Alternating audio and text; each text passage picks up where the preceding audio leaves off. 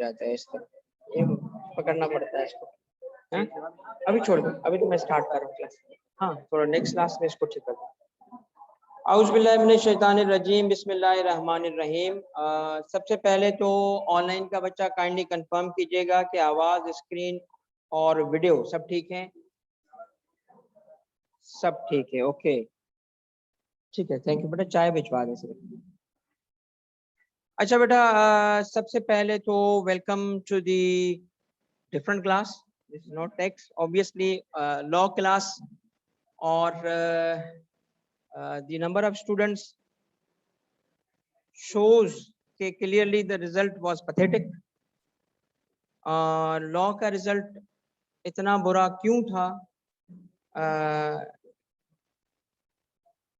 Law का result इतना बुरा क्यों था ये आपको आज शायद एहसास हो जाए, नहीं तो अगली क्लास में लाजमन तुम कहोगे कि हमने ही फेल ही होना था, क्योंकि जिस किस्म का आप पेपर करके आते हो, जिस तरीके के आप सवाल के जवाब लिख के आते हो, एग्जामिनर बेहद कोशिश करने के बावजूद आपको पास नहीं कर सकता। सबसे पहली बात यह है कि मैं स्टार्ट करूंगा बेटा। ऑनलाइन का बच्चा बेटा सब ठीक है? सैयद मुहिब, बाकी बच्चों को आवाज़ ठीक आ रही बेटा? आप काइंडली कंफर्म करो ताकि मैं स्टार्ट कर लूँ। जो तरीक़ेकार जानते हैं मेरी क्लास का, उनको तो कुछ बताने की ज़रूरत ही नहीं है, और जो नहीं जानते उनको थोड़ी सी रिक्वेस्ट करूंगा कि बेटा मेरी क्लास के अंदर आपको प्रेजेंट रहना होता है, मेंटली प्रेजेंट, ठीक है? बाकी सब्जेक्ट को एंटरटेन करना, सब्जेक्ट को क्या आपको एंटरटेन करना और समझाना, वो मेरा काम है, दैट्स माय ड्यूटी। और अगर मैं आपको क्लास में आपकी इमेजिनेशन को कैप्चर नहीं कर सका, आपका इंटरेस्ट डेवलप नहीं कर सका, तो फिर मुझे वही जो मैं बात कहता हूँ कि फिर टीचर बनने का राइट नहीं है।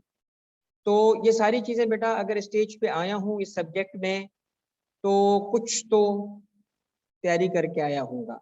ये वो टॉपिक्स हैं जो आपको अभी मैं पढ़ा रहा हूँ या स्टार्ट करूँगा, वो सीए फाइनल के हैं, फाइनल से नीचे डेलीगेट हुए हैं। तो ऑब्वियस सी बात है कि एक अरसे तक नहीं, बट ऑल द प्रीवियस जो ईयर्स थे, ये वो कोर्स है जो फाइनल में था। अब फाइनल में होने का मतलब है कि प्रीवियसली आईकेएफ का डिसीजन ये था कि ये मुश्किल टॉपिक है, वही होने चाहिए। अब ये आपकी तरफ लेके आए हैं, डेलीगेट कर चुके हैं, तो टॉपिक्स आर नॉट इजी। ये टॉपिक्स इजी नहीं है, टॉपिक्स मुश्किल हैं, बट आसान बन जाएंगे अगर आप और मैं, हम दोनों मेहनत करें तो। मैंने अपने हिस्से की मेहनत कर ली है, मेरा आधा हिस्सा क्या है, तुम लोगों को समझाना और प्रैक्टिस करवाना, ठीक है? तो पहले तो मैं आपको कोर्स के बारे में थोड़ा सा ब्रीफिंग दूंगा, फिर चंद चीजें डिस्कस करूंगा, फिर मैं स्टार्ट करूंगा। आज से ही पढ़ाना शुरू कर दूंगा, और जो अगली क्लास है मैंने बैक टू बैक इसीलिए रखी ताकि जो बच्चा दोनों पेपर को अटेम्प्ट करना चाहता है, इस पे भी मैं एक एडवाइस करूंगा कि क्या करे बच्चा, पेपर सिलेक्शन यानी लॉ के बारे में क्या करें। तो इसको भी जरा जिसको डिस्कस करना है वो सवाल की फॉर्म में पूछ ले मुझसे, ठीक है? तो मैं बिस्मिल्लाह करता हूँ बेटा। सबसे पहली चीज जो मैं आपको शो करना चाहता हूँ कि सिलेबस के अंदर एक नया एरिया ऐड किया गया है। ये आपकी एजुकेशन स्कीम है, जो एजुकेशन की पॉलिसी आईकेएफ की वेबसाइट पे अवेलेबल थी, उसी में से मैं आपको शो कर रहा हूँ। अगर आप देखें तो ये अदर बिजनेस लॉज की फॉर्म में ये चीज ऐड की गई है, अदर बिजनेस लॉज के हवाले से, और ये अदर बिजनेस लॉज पहले कोर्स का हिस्सा नहीं था। वेटेज अगर आप इसका देखेंगे तो इसका वेटेज 35 कम से कम है, 35 कम से कम है। अब ये चूंकि ऑब्वियसली इनिशियल पॉलिसी है, आपके बुक के अंदर ये चैप्टर्स मौजूद हैं, जो आईकेएफ ने बुक इशू की है उसको हम यूज करेंगे। देखिए, आप में से जो बच्चा मुझसे टेक्स्ट पढ़ रहा है वो एक बात सुन ले कि टेक्स्ट में और इन लॉज में फर्क है, और मैं अलग तरीके से पढ़ाऊंगा, क्योंकि ये लॉज है प्रोसीजरल्स। प्रोसीजरल लॉ के अंदर सारा फोकस किस चीज पे होता है? स्टेप्स पे, प्रोसीजर्स पे। मैं आपको इंशाल्लाह बेटा इसमें एक अलग ही रूप में नजर आऊंगा, बट जिस तरीके से आपको पता है कि मेहनत करता हूँ, आपसे भी इस पे मेहनत एक्सपेक्ट करूंगा। ये प्रोसीजरल लॉ है। अगर आप इन लॉज के अंदर देखें तो सबसे पहले जो पहला लॉ आपके सिलेबस का हिस्सा बनाया गया है वो है एंटी मनी लॉन्ड्रिंग एक्ट, ठीक है? मैं इस वजह से, चूंकि ऑलरेडी आप इसको अगर देख चुके हो, वेरी गुड, नहीं देख चुके तो प्लीज ये एक ओवरव्यू सुन लें कि आपके पास ये है एंटी मनी लॉन्ड्रिंग एक्ट, जिसमें से सिर्फ चंद सेक्शंस कोर्स का हिस्सा बनाए गए हैं, मगर ये सेक्शंस उस लॉ की जान है, कोर है। उनको समझना पूरे लॉ को समझने के बराबर है। इन्होंने भी बड़ा अक्लमंदी से काम किया ना, आईकेप ने भी सिर्फ वो चीज डाली है जिसको समझने के लिए पूरी चीज समझनी पड़ेगी। सेक्शन 3 एंड 4 बाकी सिलेबस के साथ साथ जब आप बुक को देखोगे तो बुक में कुछ और चीजें भी हैं। Obviously we have to follow the text book. जो बुक आईकेप ने इशू की है तो उसका एक एक सेक्शन हमने कवर करना है। उसके बाद जो पेमेंट सिस्टम है, फिर प्रिवेंशन ऑफ इलेक्ट्रॉनिक क्राइम्स, ये ऑब्वियसली जो साइबर क्राइम वक्त के साथ एक ये साइबर क्राइम और मनी लॉन्ड्रिंग ये न्यूली क्रिमिनलाइज्ड एक्टिविटीज हैं।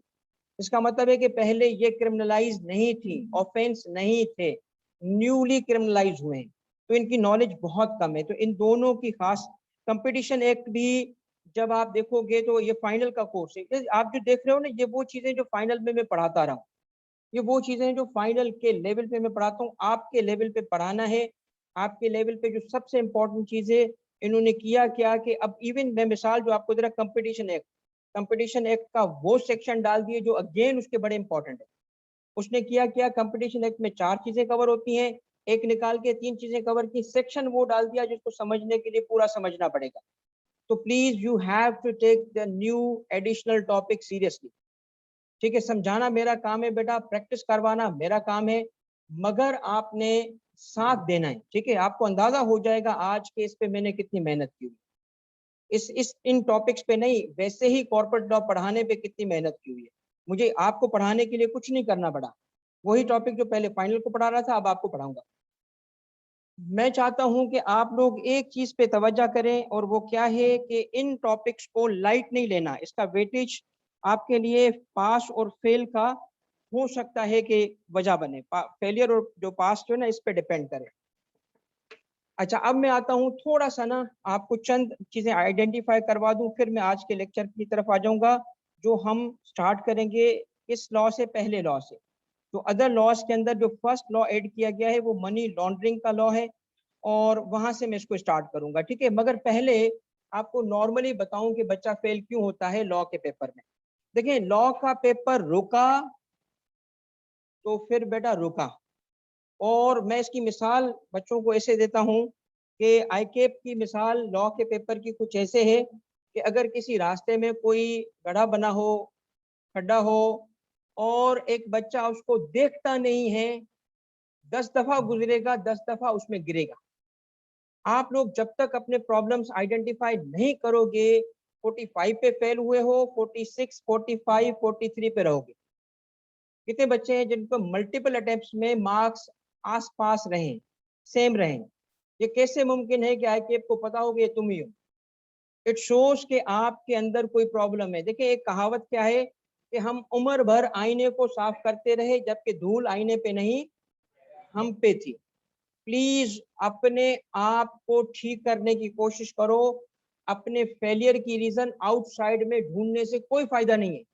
चाहे वो आउटसाइड में थी, वो फेलियर आपकी बुक में थी, वो फेलियर आपके टीचर में थी, वो फेलियर आप किसी आउटसाइड फैक्टर में थी, हो सकता है, बिल्कुल हो सकता है। मगर इस तरह आप अगर सोचोगे तो कभी भी खुद को ठीक नहीं कर सकोगे। मैं आपको आज बताता हूं कि लॉ के होते हैं 3 किस्म के क्वेश्चंस। सुनना मेरी बात तवज्जो से। तुम लोगों को ये तक नहीं पता होता कि एग्जामिनर चाहता क्या है तो लिखोगे क्या। ये तो जो पास हुआ ना, वो जाके अल्लाह का शुक्र अदा करे कैसे पास हुआ। उसूलन कोई पास होना ही नहीं चाहिए। मैंने किसी पास के एग्जामिनर से बात की थी जो कंपनी लॉ का एग्जामिनर था। उसने मुझे कहा अंडर ऑब्वियसली कॉन्फिडेंस कि उसका नाम कभी डिस्क्लोज नहीं होगा, ना मैंने किया है ना करूंगा, मगर उस बंदे ने भी मुझे उस वक्त बताया था जब वो एग्जामिनर नहीं था। उसने कहा, मैंने उससे कहा यार बच्चे बहुत फेल करते हो आप। कहता है सर बच्चे फेल करते नहीं है, बच्चे फेल होते हैं तो हम करते। फिर देखिए, हम भी तो फेल हुए थे ना, हम फेल हुए थे, हमें पता है कि फेलियर का पेन क्या होता है, क्या तकलीफ होती है। कहता है हमें खुशी मिलेगी किसी को फेल करते हुए, मगर एक बच्चा फेल हो रहा है, मैं उसको कैसे पास करूं। तो मैंने कहा वजह क्या है, क्या रीजन है फेलियर की जो आप कॉपी चेक करते हो।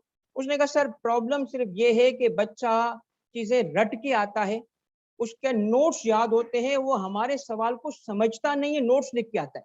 कहता है मैं सवाल का जवाब नहीं पढ़ रहा होता, मैं नोट्स पढ़ रहा होता हूँ। तो मेरे सवाल को उसने समझा तक नहीं, तो मार्क्स तो सवाल की होती है ना। आप जिस स्टाइल से पढ़ा, जिस स्टाइल में चीजें याद की उसी स्टाइल में लिख के आता है without giving any consideration to the question.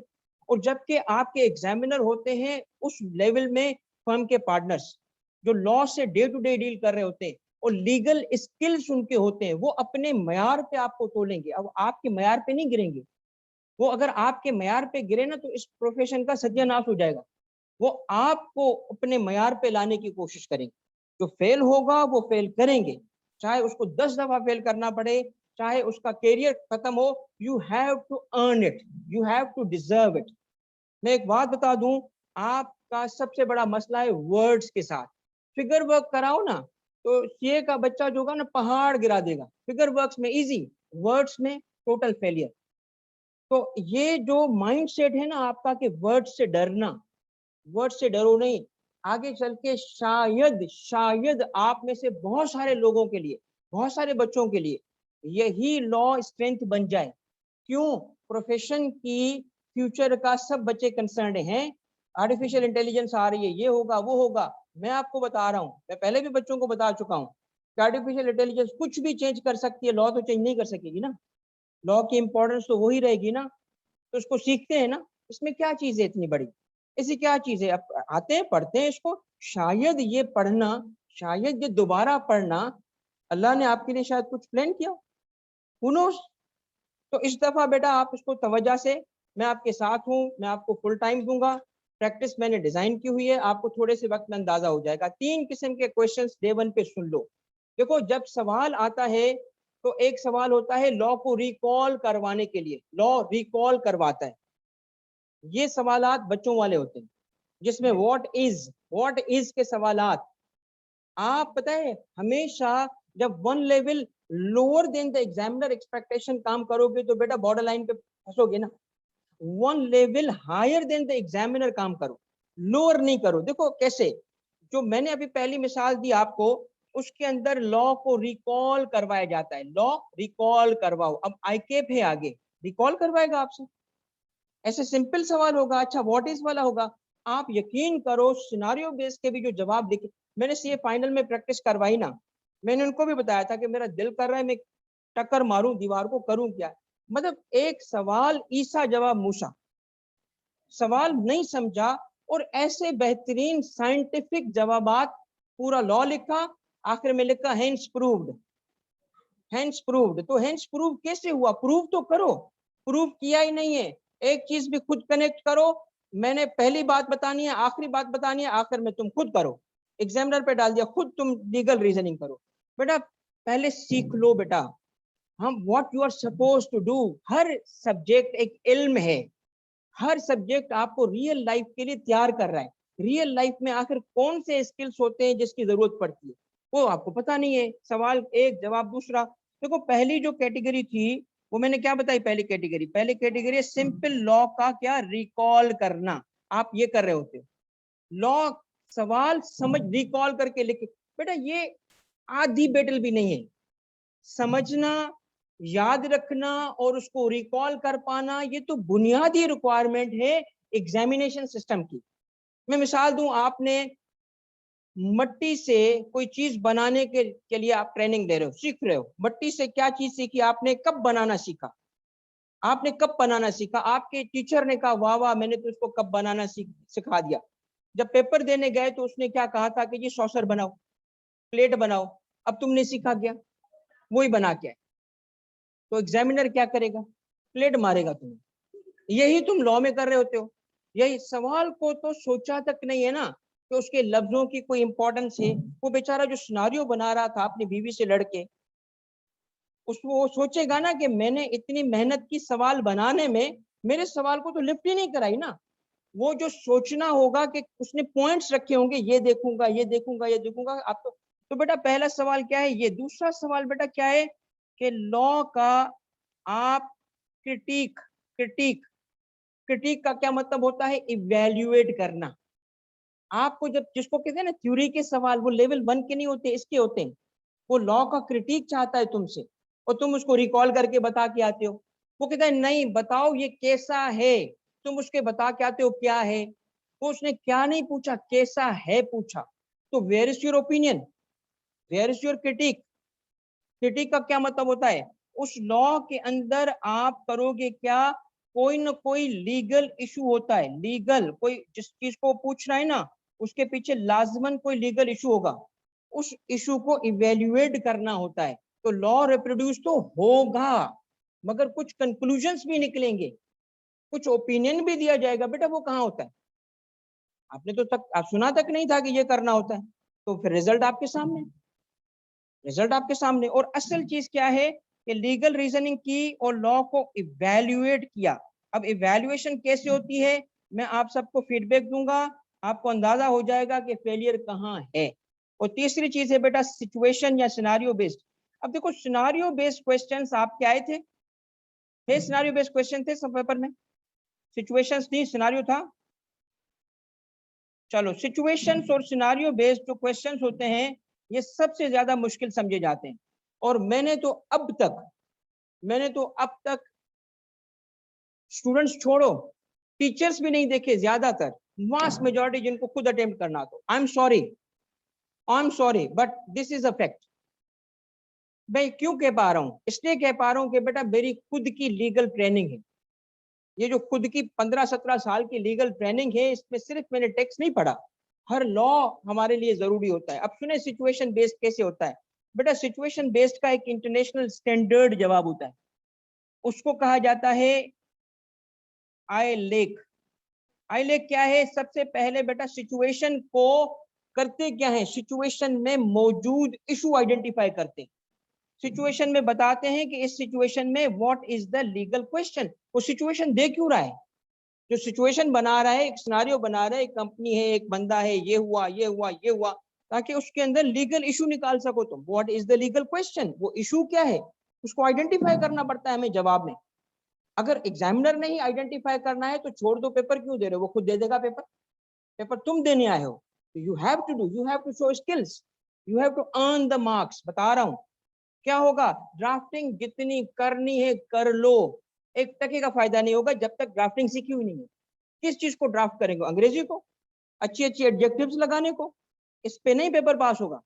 Paper pass होगा जब रिक्वायरमेंट मीट करोगे। देखो एग्जामिनर जो है जब पेपर सॉल्व कर रहा होता है, आपकी कॉपी चेक कर रहा होता है, वो भी अल्लाह को हाजिर नाजिर समझ के कर रहा है, उससे भी पूछा जाएगा ज्यादती करेगा तो इसीलिए वो बंदा इंसाफ की कोशिश करता। देखो उसको जब तक वो रिक्वायर्ड चीज नहीं दोगे बेटा मार्क्स नहीं मिलेंगे।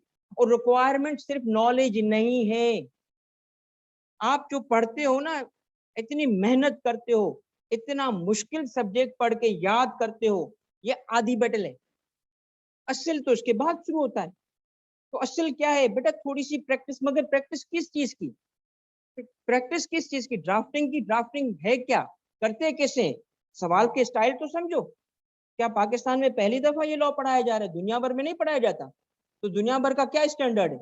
आईकेप का एग्जामिनर कोई बच्चा है, आईकेप का एग्जामिनर एक बहुत बड़ा प्रोफेशनल होता है जो खुद ये चीजें कर रहा होता है, जो खुद वो आपको, आप उससे बात करो ना, आप कहोगे इसका स्टैंडर्ड तो हम कभी मीट ही नहीं कर सकते।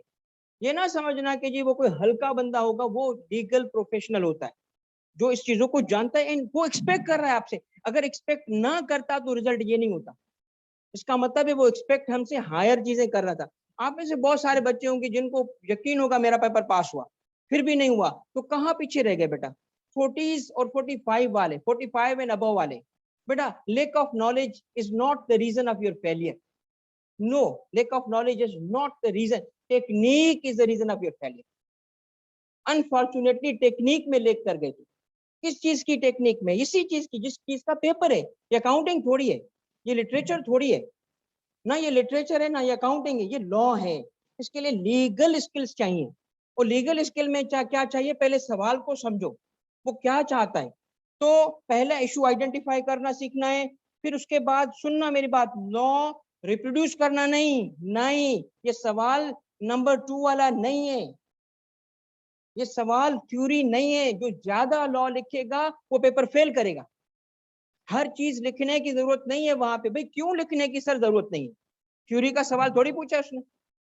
यहाँ पहले मैंने क्या कहा, इशू आइडेंटिफाई करो और सुनो, दूसरी बात क्या कहने जा रहा हूँ, लॉ आइडेंटिफाई करो, बताओ कि इसका, इस इशू का ताल्लुक किस लॉ से, इस इशू का ताल्लुक किसका, जो ताल्लुक है किस लॉ से।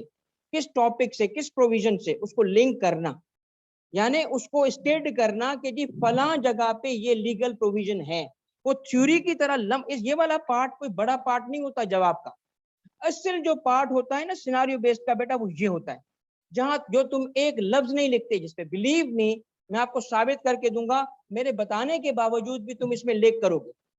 अगर सवाल का 100% अगर क्वेश्चन आंसर की जो लेंथ में, this should constitute the 60% of your answer and it is the portion which is always missing. क्योंकि तुम समझते हो मेरे बच्चों कि जो तुमने लॉ लिखा और उसके बाद नतीजा निकला देयरफॉर लिख के, जो दो लफ्ज लिख लिया ना तुमने, अब काम हो गया।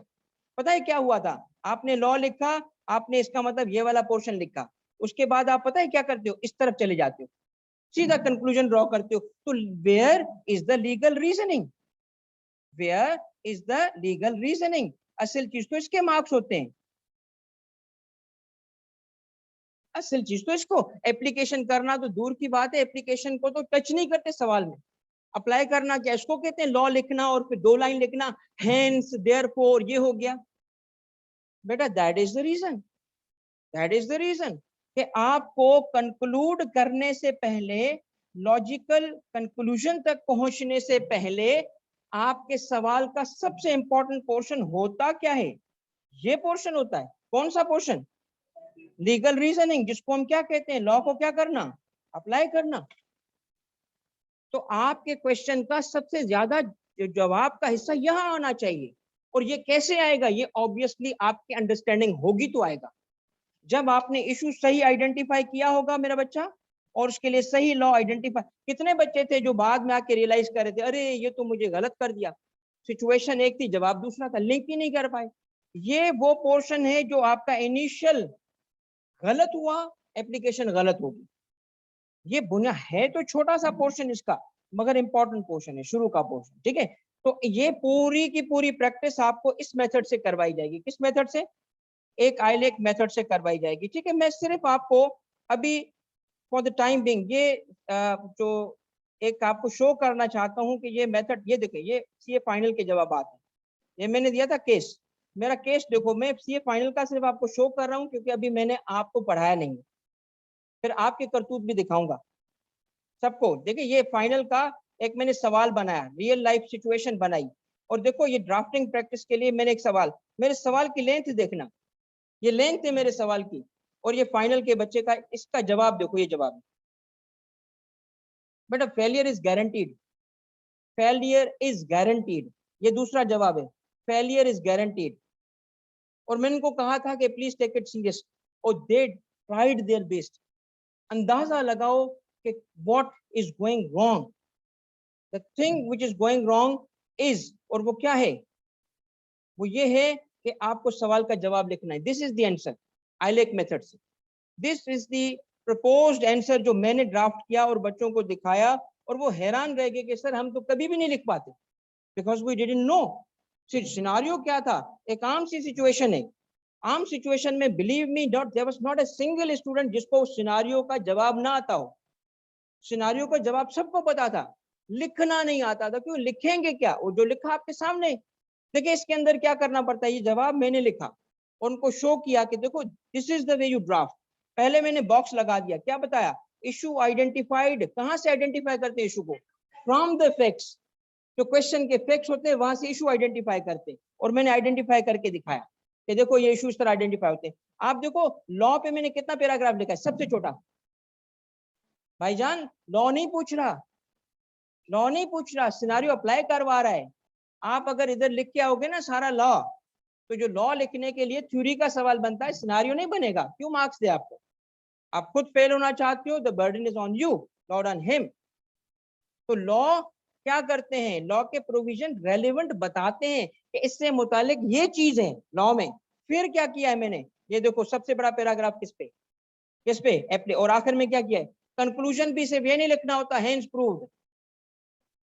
क्या आपको एहसास हो रहा है व्हाट वेंट रॉन्ग? अब इसको ठीक करना है। ये वो घड़ा है जिसको हमने देख लिया, इसको हमने देख लिया। अगर देखोगे नहीं बेटा उसी में गिरोगे। मैं आपको गारंटी देता हूं कि आप वहीं पे जाके गिरोगे। इसीलिए दो चीजें हमने समझनी है बेटा। रिदा, ये सीए फाइनल का है, इस वजह से इतना बड़ा है, ठीक है। ये सीए फाइनल का जवाब है, तो आप इस सवाल पे ना जाओ। This is just an illustration for you guys, सिर्फ समझाने के लिए आपको। तो मेरे बच्चों, बात क्या है, आपने एक बात समझनी है। बात क्या समझनी है कि आपके हैं दो काम। एक बेटा काम आपका क्या होगा, लॉ को समझना। यू हैव टू अंडरस्टैंड कि लॉ क्या है, व्हाट इज लॉ। उसके बाद आपको क्या करनी है, प्रैक्टिस। अब प्रैक्टिस के लिए क्या चाहिए आपको, scenario based questions, scenario based questions और थ्योरी के क्वेश्चंस, ठीक है। तो ये आपको मैं खुद प्रोवाइड करूंगा। सारे एडिशनल टॉपिक्स जो मैं पढ़ा रहा हूँ, ये 35% के करीब जो आपके मार्क्स हैं, मेरा टारगेट ये होगा कि बेटा आप इसी में से पास हो जाओ। ये 35 है ना, तो 30% मैं चाहता हूँ 35 में से 30 मार्क्स सिक्योर करवाऊं, इतनी मेहनत करूंगा। 35 से बाकी क्या रह गया, 35 से माइनस करो, बाकी क्या बचा, 100 में से कितना रहा, 65 में से पास होने के लिए चाहिए होंगे 20। दिस इज द स्ट्रेटजी जिसको मैं लेके चलूंगा, ठीक है। यानी मेरे कहने का मकसद ये है कि इतनी इस पे मेहनत करनी हमने 35 मार्क्स पे, कि 30 मार्क्स इसमें से मिल जाएं। ऑलराइट बेटा, अब फर्दर पेपर सिलेक्शन का लास्ट पॉइंट है, then I will start paper selection के बारे में। जिस बच्चे के इस पेपर में, लॉ के पेपर में 45 से अबव मार्क्स हैं, या 45 नहीं है, 40 से अबव मार्क्स हैं, एंड 40 से अबव वाला कॉन्फिडेंट है, तो मैं स्ट्रांगली रिकमेंड करूंगा दोनों को अभी पिक करना। उसकी रीजन है मल्टीपल, और उसमें हर बच्चे के अलग अलग फैक्टर्स हैं। ये नहीं कि लाजमन उठाए, कुछ ऐसे बच्चे होंगे कि जो, जिस बच्चे के इसमें मार्क्स कम है, से 30s में है, मैं उसको रिकमेंड करूंगा एक उठा लो, एज इफ के दो पेपर नए हैं तुम्हारे लिए। मगर जिसके मार्क्स अच्छे हैं और उसको याद है, मैं इसलिए चाहता हूं कि अभी इसको निकाल लें, क्योंकि अगर आपने इस अटेम्प्ट में नहीं दिया, भूल जाओगे, दोबारा जीरो से स्टार्ट करना पड़ेगा। इस वक्त आधी तैयारी तो हो चुकी है ना, आधी तैयारी है। हाँ, वो बच्चा जो कॉन्फिडेंट नहीं है किसी पेपर के लिए, से कंपनी लॉ अच्छा नहीं था, बिजनेस लॉ अच्छा नहीं था, वो फिर अपना डिसीजन ले ले। मैं एक जनरल रूल ऑफ थंब बता रहा हूँ, law not necessarily applicable to every one of you. और जनरल रूल ऑफ थंब क्या है कि अगर मार्क्स अच्छे हैं, सोच तैयारी अच्छी थी, तो अभी फायदा ले लो, उसको डेफर ना करो। फायदा क्यों लो, क्योंकि अगर अभी दे दोगे तो आपको आधे से ज्यादा सब्जेक्ट की तैयारी मौजूद है। मेरी तरफ से जो एक्स्ट्रा आपको हेल्प प्रोवाइड होगी, वो आपको बाकी पोर्शंस में भी काम आएगी। बाकी पोर्शंस में भी यही टेक्निक्स काम आएगी आपको, यही ड्राफ्टिंग स्किल्स वहां पे भी आपको काम आएंगे, ठीक है। तो बेटा मैं बिस्मिल्लाह करता हूं। सबसे पहले जो फर्स्ट लॉ कोर्स का हिस्सा बनाया गया है, उससे आज इसका बुनियादी सेक्शन जो कोर्स का हिस्सा रखा गया है, उसको कवर करने के लिए मैं सबसे पहले काम क्या करूंगा बेटा, आपका कॉन्सेप्ट बनाऊंगा। और जब कॉन्सेप्ट बन गया, देखो लॉ पढ़ने की एक टेक्निक होती है बेटा, और वो लॉ पढ़ने की टेक्निक क्या है, टेक्निक ये है लॉ पढ़ने की कि अगर उस चीज को समझ लो जिसके लिए लॉ आया, लॉ किसी मकसद के लिए आया होता है, पहले उसको समझ लो। मसलन कंपटीशन एक्ट किस चीज के लिए आया होगा, कंपटीशन को डिस्करेज करने के लिए या इनकरेज करने के लिए। तो कंपटीशन में क्या मसाइल आते हैं, पहले उसको समझेंगे तो हमें कानून समझ आएगा कि आखिर ये चीजें क्यों रखी गई हैं। तो हम सबसे पहले मनी लॉन्ड्रिंग को समझेंगे, ताकि हमें समझ आए कि एंटी मनी लॉन्ड्रिंग क्यों आया। तो पहला सेगमेंट हमारा है किस चीज का, फर्स्ट सेगमेंट है हमारा समझना कि मनी लॉन्ड्रिंग है क्या, ताकि फिर इसके लॉ को समझ सकें, इसके कंटेंट को समझ सकें, ठीक है। सबसे पहली बात बच्चों क्या है, ऑनलाइन का बच्चा बेटा सब चीजें ठीक है।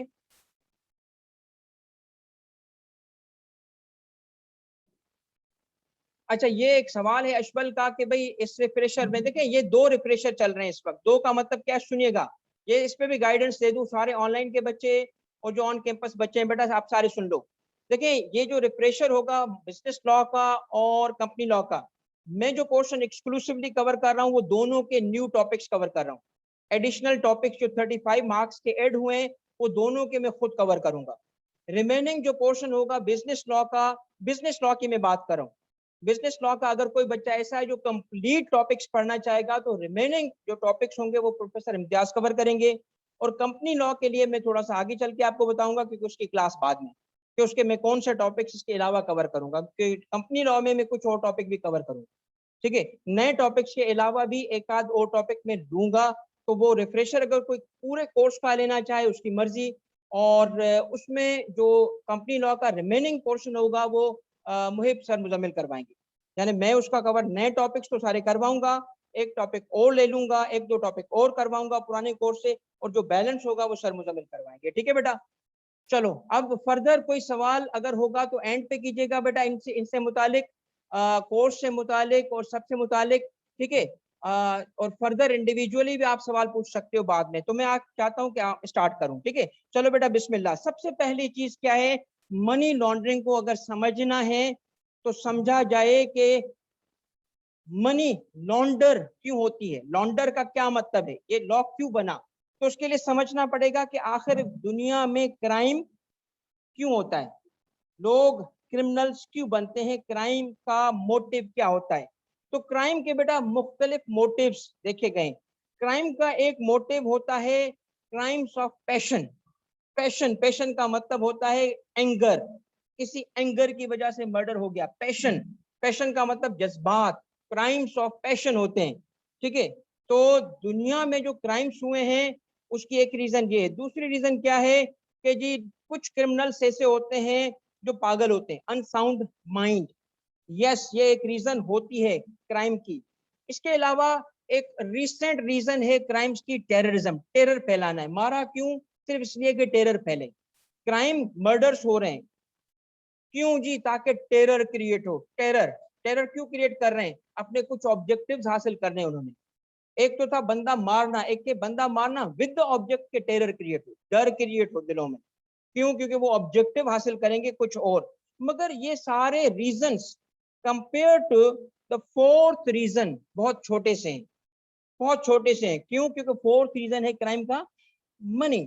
और दुनिया की कुछ स्टैटिस्टिक्स हैं कि जी 95% of the crime is because of the money. 95% of the crime का मोटिव पाया गया है कि मनी की वजह से होता है, पैसे की वजह से होता है। देखें, अगर मैं आपसे कहूं street criminals, street criminals Karachi में जो बच्चे हैं उनको पता है, इनको ये सबको ना ये शहादत हासिल हुई होती है तकरीबन, कि उनसे कुछ ना कुछ छिना होता है। ओके, और मुझे आपको मैंने बताया था, जो बच्चे ऑलरेडी मुझसे टेक्स्ट पढ़ रहे हैं, कि शहादत मुझे भी नसीब हुई थी मगर लाहौर में, कराची में नहीं, लाहौर में। ये शहादत हमने लाहौर में हासिल की थी। तो 95% का मतलब क्या है, स्ट्रीट क्राइम सारे क्यों होते हैं, मनी। कराची में एक और है पर्ची भत्ता, क्या है, सुपारी, सुपारी खाना नहीं, सुपारी किलर। ठीक है, क्या है ये, देखिए इसका मतलब है कि मोस्ट ऑफ द क्राइम जो है at the end of the day किससे जाके लिंक हो रहे हैं, मनी के साथ लिंक हो रहे हैं। अच्छा बेटा आप देखिए, मिसाल ले, इलीगल आर्म्स की सेल, कंपनीज में insider trading, organised crime, much of the organised crime, drug trafficking, embezzlement. Embezzlement किसको कहते हैं, खुर्द बुर्द, पैसे की खुर्द बुर्द करना, गैर कानूनी इस्तेमाल करना। मतलब पैसे कंपनी ने आपको दिए थे काम के लिए, आपने दूसरी जगह इस्तेमाल कर लिए। स्मगलिंग, उसके बाद क्या है, ब्राइबरी, उसके बाद क्या है। ये सारे हमारे मुल्क में ऑफेंस समझे जाते हैं, सब ऑफेंस हैं। और इन सब ऑफेंस में एक कड़ी है जो सबको जोड़ती है, और वो ये है कि सब में मनी इन्वॉल्व है, सब में मनी। इसका मतलब क्या हुआ, मैं आपको एक कनेक्शन बनाना चाहता हूं ताकि आप मनी लॉन्ड्रिंग को समझो। मनी लॉन्ड्रिंग का एक बड़ा इंपॉर्टेंट कनेक्शन बताने वाला हूं। आप बेटा मेरी क्लास में हो, एक चीज नोट करना, आपको खुद मेहनत कम करनी पड़ेगी, आपके हिस्से की मेहनत मैंने कर ली है। ठीक है, देखो ये जो सारे क्राइम्स हैं ये जनरेट करते हैं क्या, मनी जनरेट करते हैं। अच्छा अब एक मिसाल में लाता हूं जो आप में से ज्यादातर बच्चों ने देखी होगी, नहीं देखी तो दोबारा सुन लो, दोबारा देखो कि क्या होता है। हमारा एक क्रिमिनल है और मेरा फेवरेट एक्टर है ये, इसका नाम है क्राइम मास्टर गोगो। इसका एक डायलॉग था, किसी ने देखा है इसकी मूवी, नहीं देखी, बेटा फिर तुम्हारी जिंदगी फजूल गई अगर आपने इसको नहीं देखा। आंखें निकाल के गोटियां खेलूंगा, आंखें निकाल के गोटियां खेलूंगा, ये बड़ा क्रिमिनल है। इस क्रिमिनल ने बेटा क्या किया, इस क्रिमिनल ने एक काम किया कि ये सुपारी किलर है। ठीक है, सुपारी किलर है, और ये सुपारी किलर क्या करता है, पैसे लेके, सुपारी किलर एक टर्म है बेटा, सुपारी किलर का मतलब पैसे लेके मारना किसी को, ठीक है, सुपारी किलर है। इस बंदे ने क्या किया, बहुत पैसे बना लिए। जब पैसे बना लिए तो ऑब्वियस सी बात है कि उस पैसे का फायदा भी लेना चाहेगा। अगर पैसे कैश में हो और बिस्तर पे रख के उसके ऊपर लेटे, कोई फर्क नहीं है। मनी का बेनिफिट ये नहीं है। मनी का बेनिफिट क्या होगा, यही अगर जो क्राइम मास्टर गोगो है, पता चले दुबई जा रहा है न्यू ईयर की नाइट के लिए जी, कहीं घूमने जा रहा है, दुनिया भर में बड़े महल बना लिए जी, बड़ी बड़ी गाड़ी है, ये सारे पैसे का फायदा तो यही है ना, वरना पैसे कमाने का फायदा ही क्या। पैसा किस काम का आएगा जब तक उसको यूज ना करो। तो पेपर करेंसी तो चाहिए नहीं, बैंक में डिजिट्स क्या करेंगे। तो इसीलिए क्या हुआ कि क्राइम मास्टर गोगो ने जब पैसे कमा लिए तो उसकी जो बीवी थी, इसने उसको बोला कि जी अब हमने बड़ा जंगल में जिंदगी गुजारी है, मच्छर भी बहुत काटते हैं, अब मुझे चाहिए एक महल। अब तो मैं चाहती हूँ कि जी अब हमारी नसीब जाग उठा है, मेरे लिए घर बनाओ। अब क्राइम मास्टर गोगो अगर अपनी बीवी की सुने अगर सुने, द क्वेश्चन इज अगर सुने, तो भाई देखो बीवी की सुननी पड़ती है बेटा, ओके। तो अगर उसने बीवी की सुनेगा और उसके कहने पे ये काम करेगा और उसने घर बना दिया। अब घर, फॉरेन विजिट्स, ये वो एक्सपेंडिचर है, पैसे का खर्च, ठीक है ना। वो कहते हैं कि पैसा आता है तो नफासत आ ही जाती है, एक बंदे को चाल ढंग सारी तब्दील हो जाती होती है ना। तो वो विजिबल चेंजेस अगर आई तो क्या होगा, मेरा बच्चा घर बना लिया, आप कहीं पे भी जाओ घर बनाओ, मोहल्ले वाले पहला सवाल क्या करते, कल तक तो ये मोटरसाइकिल पे था, पैसा कहाँ से आया।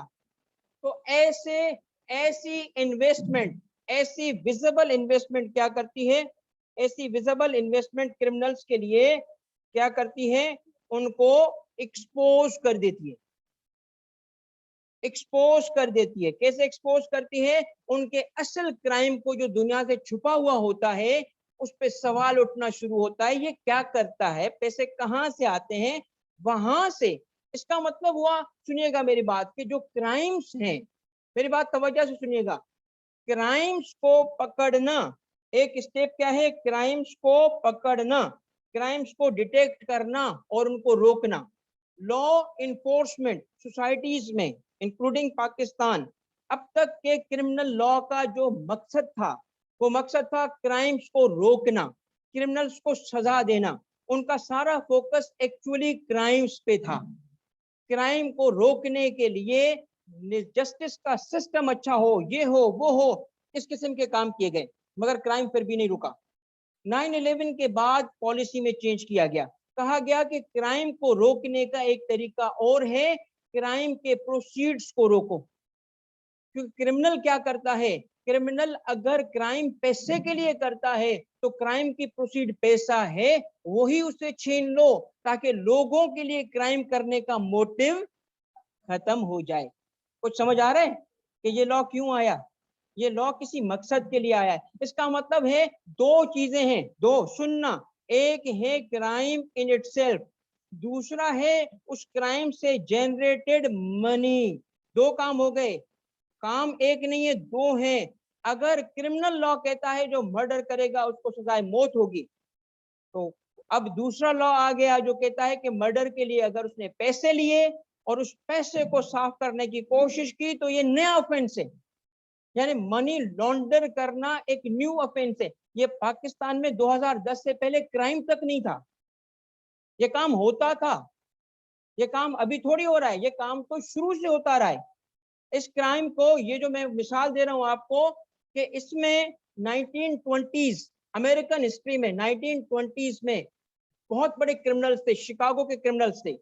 उन्होंने क्या किया था, ये टर्म कहां से आया, why do we call it money laundering, क्योंकि उस वक्त के क्रिमिनल्स ने, सुन लो, उस वक्त के क्रिमिनल्स ने काम क्या किया था, अमेरिकन क्रिमिनल्स जो 1920s के थे, उनके जो क्राइम के पैसे थे, उसमें से एक बहुत बड़ा क्रिमिनल था इटालियन ओरिजिन का, उसका नाम था अल कपून।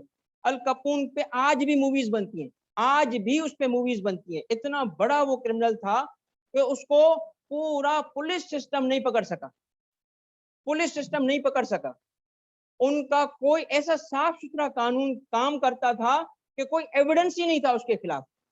फिर उसकी मनी को इन्वेस्टिगेट किया गया, वहां से उसको डिटेक्ट करके उससे रीजन पूछी गई, पैसे कहां से आए, पैसे कहां से आए, जस्टिफाई नहीं कर सका। अब इन क्रिमिनल्स ने क्या किया तो सुनिएगा, इन क्रिमिनल्स ने अपने पैसे क्राइम से आए हैं ये तो नहीं बताएंगे ना, बैंक में पैसे रखेंगे, सोर्स ऑफ इनकम क्या बताएंगे, क्राइम, ड्रग्स, क्या बताएंगे, आर्म्स स्मगलिंग, नहीं। इनमें से कुछ क्रिमिनल्स ने क्या किया, अपने बिजनेस का नाम रखा लॉन्ड्री, कपड़ों की लॉन्ड्री। इन्होंने क्या किया था कि एक हकीकी बता रहा हूं, उन्होंने लॉन्ड्री खोली हुई थी, फिर उस लॉन्ड्री में कुछ हो या ना हो मगर वो पैसे उसके नाम से बैंक में जमा करते थे।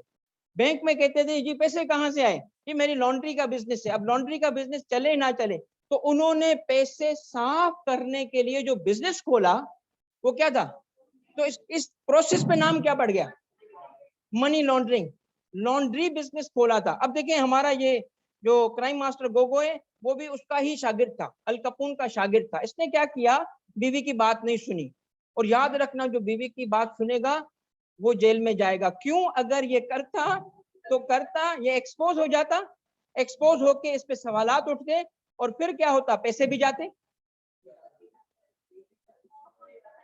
कहां जाता, जेल में जाता।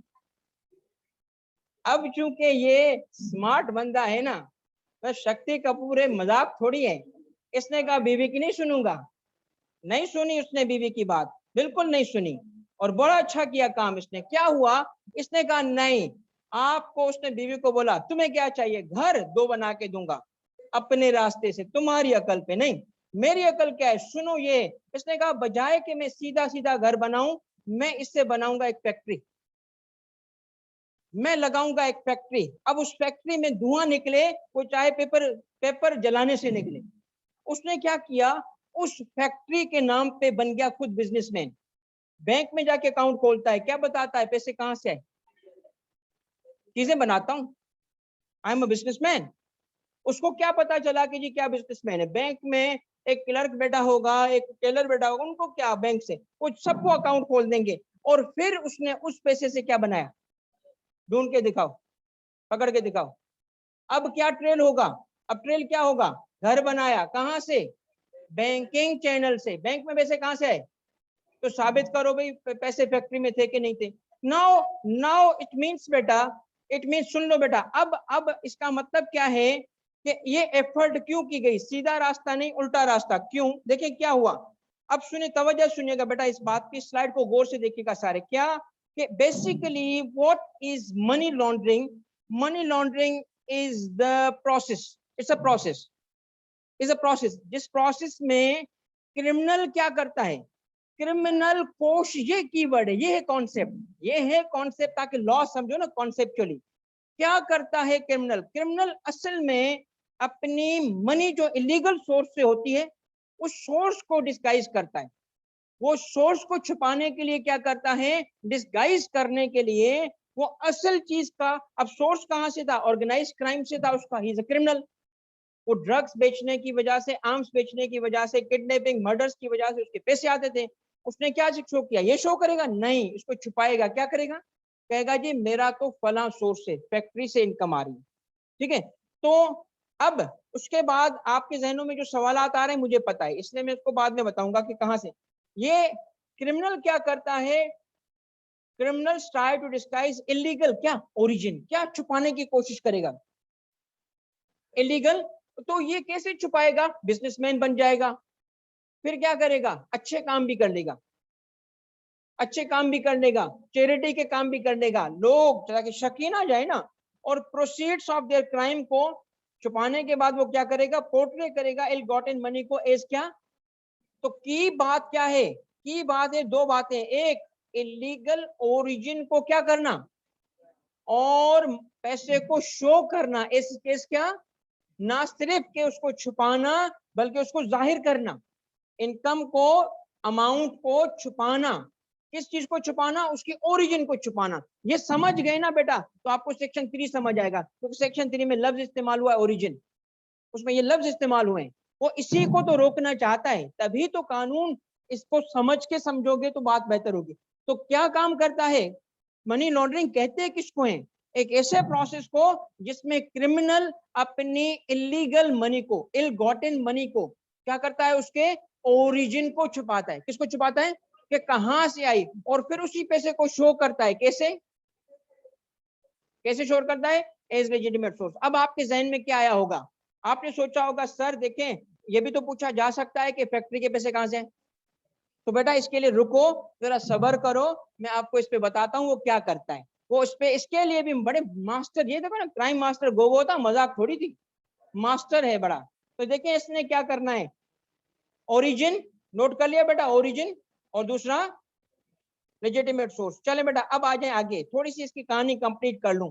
कहानी ये है कि लेडीज एंड जेंटलमैन, अब लेट्स वेलकम, पहले था criminal, crime master Gogo, right, आंखें निकाल के गोटियां खेलूंगा।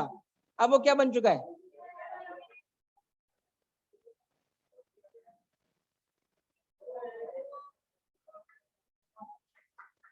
अच्छा तो चलो, थैंक यू वेरी मच। अगली चीज आपने पहले ही कर ली। मैंने क्या करना था, मैंने कहा इतनी मैंने मेहनत करी है कुछ। देखो इसके बाद एक चीज बता दूं, आप में से बहुत सारे बच्चों को नहीं पता, हमारे एक प्राइम मिनिस्टर नवाज शरीफ के लिए डिस्क्वालिफिकेशन का ऑर्डर एक जस्टिस ने लिखा था, उसका नाम था जस्टिस आसिफ सईद कोसा। उसने जब जजमेंट लिखा था उसमें ये पहली लाइन लिखी थी। क्या लिखा था जजमेंट में? लिखा था कि behind every great fortune there is a, because he knew money laundering. Justice Asif Saeed knew क्या होता है मनी लॉन्ड्रिंग, कि जो बड़ी बड़ी फॉर्चून्स होती है ना, पीछे जाओ क्राइम क्यों होता है। अब कॉन्सेप्ट बना तो मेरे लिए भी ओके। और मैं इंटरेस्टिंग इंटरेस्टिंग चीज बताऊं बेटा, ये पूरी स्लाइड्स खुद बनाई है मैंने, done everything my self, not a single word किसी और से मैंने टाइप, और खुद इमेजिनेशन। ठीक है, नेक्स्ट बेटा अब बात समझो कि ये अगर कॉन्सेप्ट समझ आया नहीं आया, लेट्स बेटा अंडरस्टैंड इट। वो आपने सवाल किया ना फैक्ट्री कहां से आई, आ जाओ बेटा समझो। ठीक है, मनी लॉन्ड्रिंग के सारे प्रोसेस, देखो कानून बना है ना बेटा, तो कानून बना है तो सुन लो मेरे बच्चों, कानून बना है तो किसी रियल लाइफ क्राइम के लिए बना है, रियल लाइफ चीज के लिए बना है। पहले रियल लाइफ तो देख लें। हम कानून पढ़ रहे हैं, इमेजिनेशन कर रहे हैं, इमेजिनेशन में बकरी आ रही है, हकीकत में कानून हाथी के लिए बना था। तो आपकी इमेजिनेशन कभी भी आपको सही जगह नहीं पहुंचा सकती। यहाँ पे टीचर का रोल होता है कि आपको कनेक्ट करे रियल वर्ल्ड से, उसका रोल होता है आपका हराइजन एक्सपेंड करे, आपको बताए कि जी क्यों लॉ बना। तो ये बेटा इसके 3 स्टेप्स होते हैं मनी लॉन्ड्रिंग के। ये इसलिए नहीं बता रहा कि तुमने भी ये काम करना है, इसलिए बता रहा हूं कि लॉ क्यों कैसे सीखेंगे। 3 लेयर्स हैं बेटा। पहला लेयर कहलाता है प्लेसमेंट, दूसरा कहलाता है लेयरिंग, तीसरा कहलाता है इंटीग्रेशन। अब ये क्या लेयर्स हैं? सबसे पहले क्विकली, क्योंकि कॉन्सेप्ट बना रहे हैं, प्लेसमेंट। प्लेसमेंट में क्या होता है कि डर्टी मनी यानी इलीगल गॉटन मनी को फिजिकली डिपॉजिट किया जाता है फाइनेंशियल इंस्टीट्यूशंस में, या उसे एसेट परचेज किया जाता है। अब सुनना, पहली चीज क्या होती है बच्चों, जब भी कोई क्रिमिनल मनी को लॉन्डर करना चाहता है, देखिए लॉन्डर करना चाहता है तो ये काम करेगा, और जो लॉन्डर नहीं करना चाहता, जिसको परवाह ही नहीं है, वो लॉन्डर नहीं करना चाहता, यानी वो क्रिमिनल है, वो उसी में खुश है, वो दादा है, मोहल्ले का भाई है, उसको परवाह ही नहीं है, उसको बोलो जो क्राइम करता है। तो ये वो बंदा होगा जो शरीफ बनने के रास्ते पे आएगा, होगा क्रिमिनल, कहेगा कि मुझे कहा जाए मौलवी शरीफ, राइट। तो अब क्या करेंगे, ये लाजमन अपने उस पैसे को क्या करेंगे, फाइनेंशियल इंस्टीट्यूशन में डालेंगे।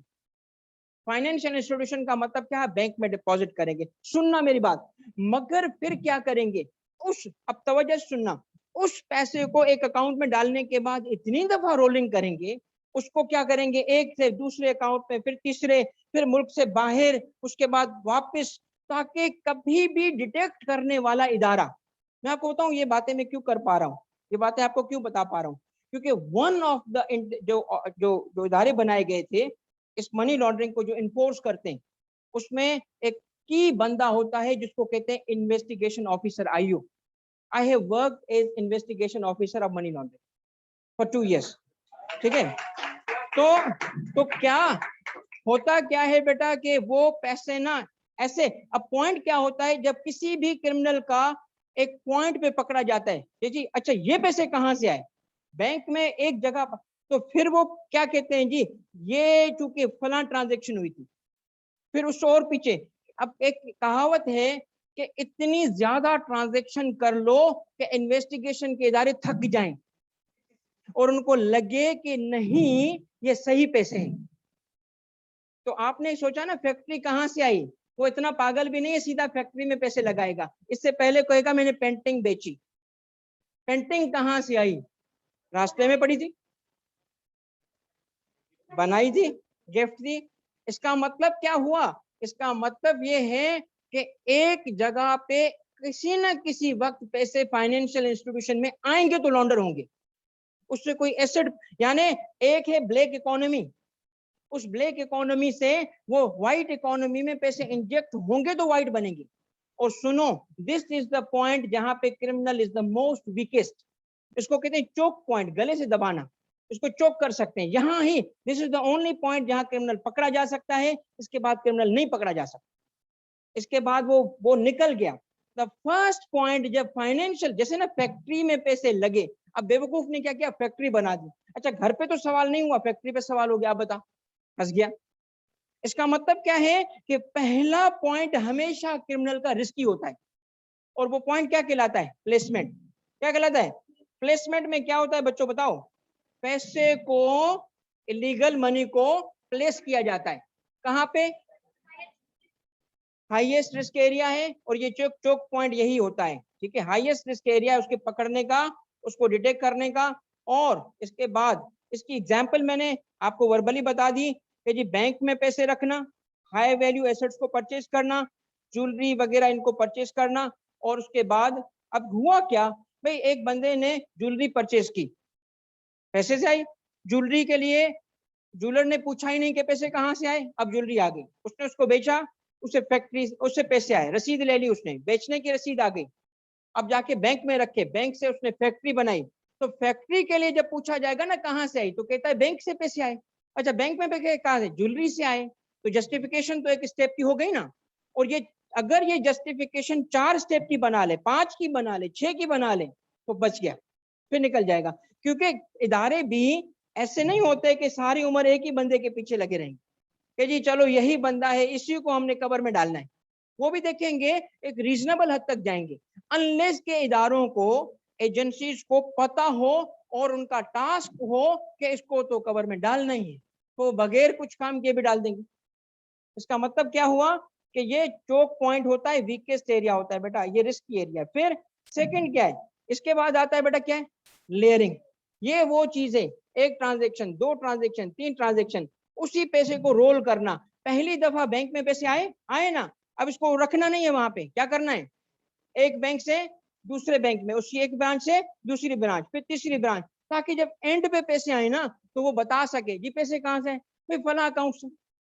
अच्छा उस अकाउंट में कहाँ से है जी, वो फला ट्रांजेक्शन की थी।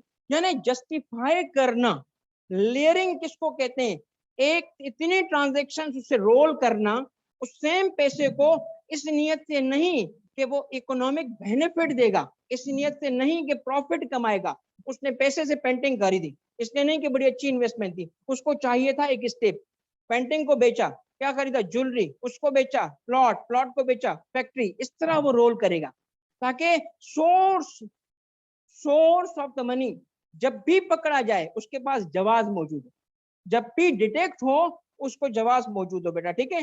तो इस सूरत में क्या होता है, ओनरशिप एंड लोकेशन डिस्गाइज हो जाता है। इसकी एग्जांपल क्या है, transfer of funds from account to account, converting cash into money orders, इस तरह वेरियस लेयर्स करना, ठीक है। ये स्लाइड्स बेटा आपको मिल जाएंगी, ठीक है, अगर आपको चाहिए तो दे दूंगा।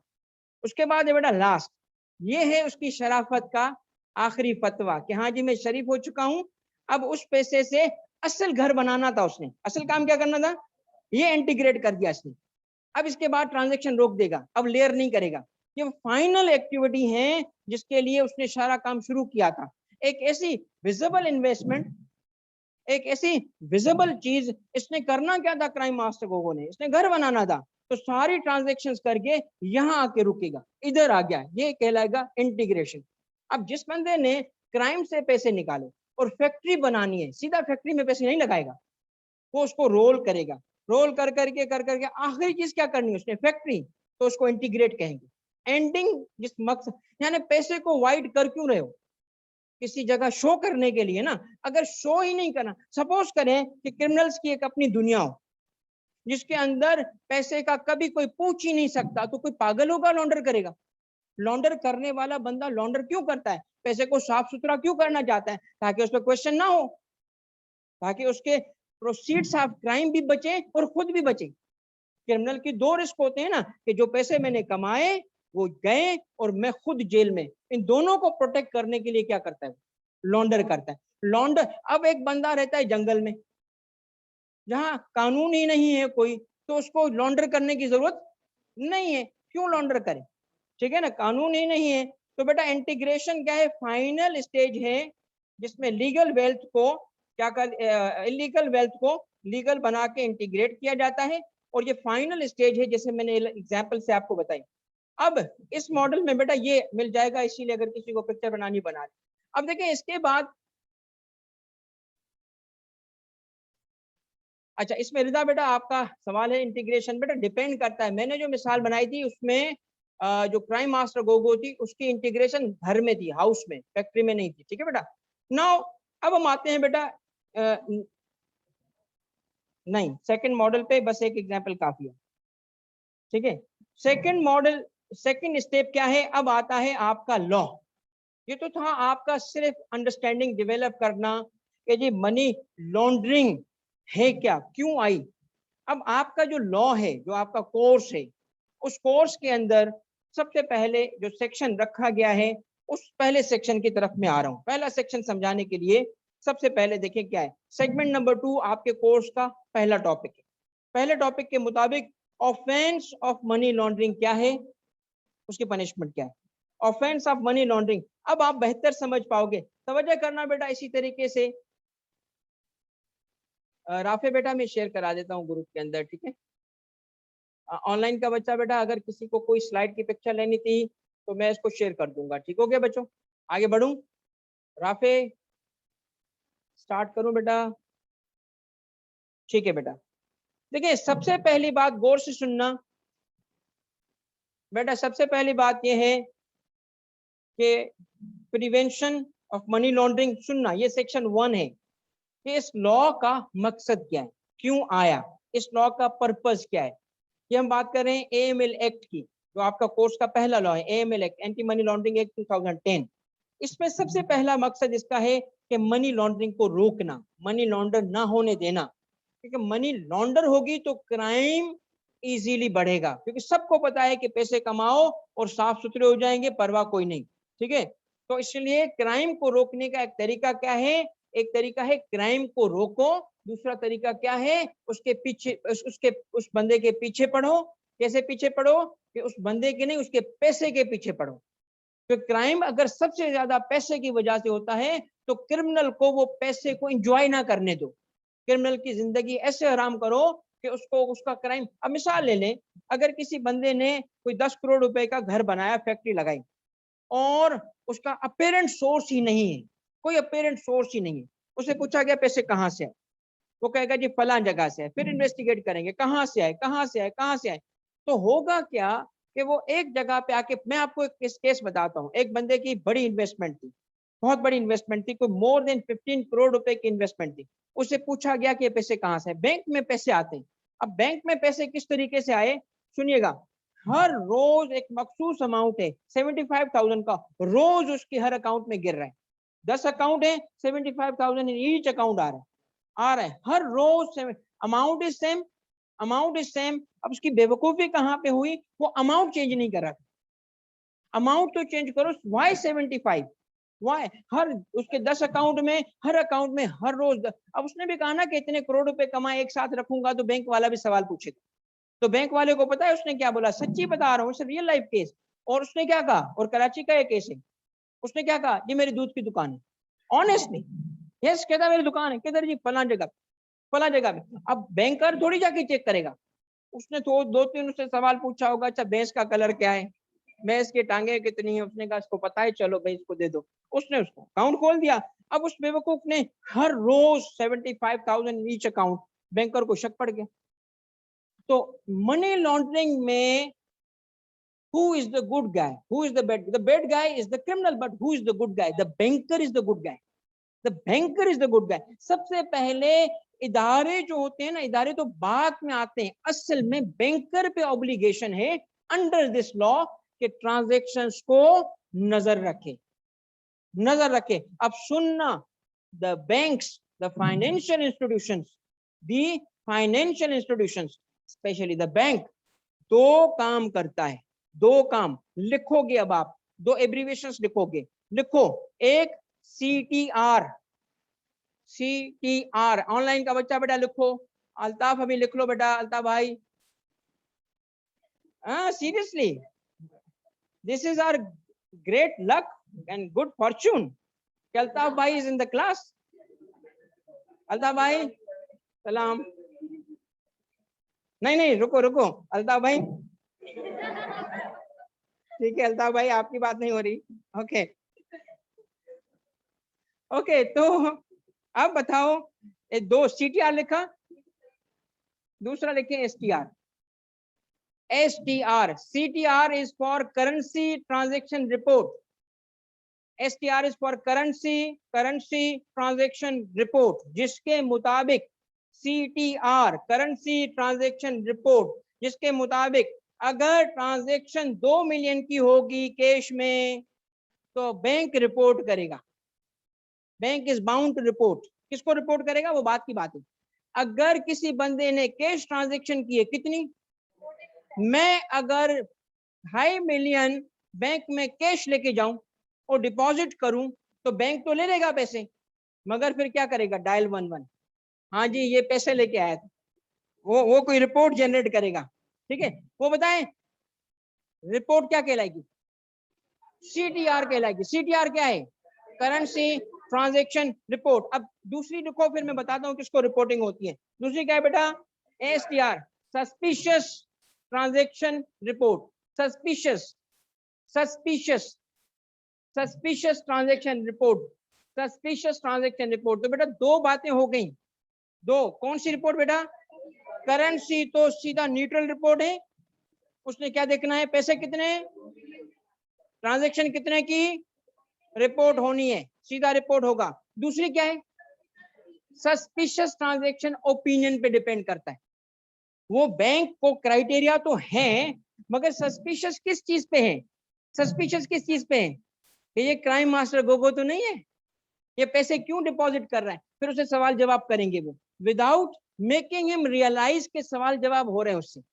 मेकिंग हिम रियलाइज नहीं होता कि वो भागी जाए, नहीं, बैंक इज बाउंड कि उसकी रीजन देखे। अगर बैंक सेटिस्फाइड है कि जायज रीजन थे तो ओके छोड़ देगा बैंक, कोई सवाल। बैंक इज नॉट इन्वेस्टिगेटिंग, वो अपना बिजनेसमैन है, बैंक बिजनेस करेगा मगर अपने आप को भी तो बचाएगा ना। तो बैंक उसको कहेगा ठीक है इसका जायज सोर्स है, मगर जिसका अपेरेंट जायज सोर्स नहीं होगा बैंक कौन सी रिपोर्ट जनरेट करेगा, STR। बेटा पहली चीज क्या है बोलो, पहली है करेंसी ट्रांजैक्शन, दूसरी क्या है। अब उस बंदे ने जिसकी मैं मिसाल दे रहा हूं, जिसने दूध की दुकान खोली और कहता है जी मैं दूध वाला हूं, उस बंदे ने STR में फंसा, CTR में बच गया। पता है CTR में क्यों बचा, 2 मिलियन ट्रांजैक्शन कर ही नहीं रहा था, उसको पैसे पहले बैंक में लाने हैं। 10 करोड़ रुपए भाई ने कमाए थे, 10 करोड़ रुपए बैंक में लाने हैं, उसके बाद उसको रोटेट करता, रोल करता, फिर जाके अपना मकसद हासिल करता, जो भी था। उससे उम्रे पे जाता, हज पे जाता, जो उसकी मर्जी। मगर बात क्या है, पहले सिस्टम में आने हैं। और ये जो AML लॉ बना है ना, इसी ने ये बैंकों के लिए लाजमी कर दिया है कि KYC करो, know your customer, know your customer. आप KYC करना बैंकों पे लाजमी क्यों बन गया, क्योंकि बैंक ने कहा अपने कस्टमर को तो जानो वरना तुम जिम्मेदार हो, बैंक तुम जिम्मेदार हो इसके क्राइम के लिए, क्यों उसको फैसिलिटेट कर रहे हो। अब देखिए अगर एक बंदे ने, बता रहा हूँ बेटा, मारिया आता हूँ, रिपीट होगा, रिदा रिपीट होगा, पहले मिसाल सुन लो मेरी, मेरे दुखड़े सुन लो पहले। भाई मैं मिसाल अगर बताऊं, एक दफा मुझे सरकार से बोनस मिला, यार क्यों दुख याद करा रहे हो, अब वो गलती ये हो गई कि मैंने खुशी में बीवी को बता दी और मैंने सारा अमाउंट बता दिया। मैं शराफत ये मेरी, उस दिन के बाद ना यार बड़ा सबक सीखा। अच्छा, वाइफ ने कहा वाह वाह माशाअल्लाह, अब मेरे अकाउंट में कब डिपॉजिट हो रहे हैं? मेरे बीवी को मैंने ना इसका पासवर्ड नहीं दिया। उसके बाद क्या हुआ, मैंने कहा अच्छा, मैं को थोड़ा सा भाई कुछ टैक्स वैक्स तो रख लूं, नहीं सारे पैसे मेरे हैं। अब मैं शरीफ इंसान क्या करूं, मैंने कहा ठीक है, सारे पैसे उसके अकाउंट में ट्रांसफर कर दिए, चेक के थ्रू ट्रांसफर किए। अच्छा, मुझे कॉल आ गई बैंक की, कहता है,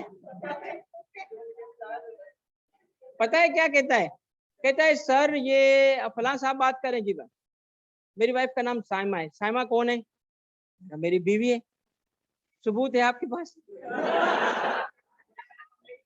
मैं कहा यार ये क्या हो रहा है, एक ही वाइफ है बेटा, एक ही। अल्ताफ भाई पूछ रहे हैं, बेटा एक ही वाइफ है बस। ओके, सबूत है। मैंने कहा निकाना माला हूं, तुम हो कौन पहले बता तो सही, मुझसे बात कर रहे हो? मैं कमिश्नर हूँ ऑफिस। अरे सर बस आप लोगों की वजह से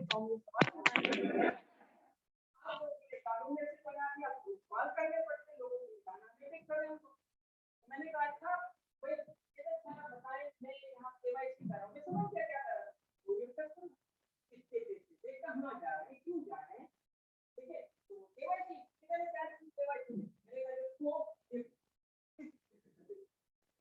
ऑब्लिक लोन ऑब्लिक एटीसी, पता है कानून का स्टूडेंट हूँ, मेरे पास क्या पता कल क्या सर्टिफिकेशन लेनी पड़ेगी।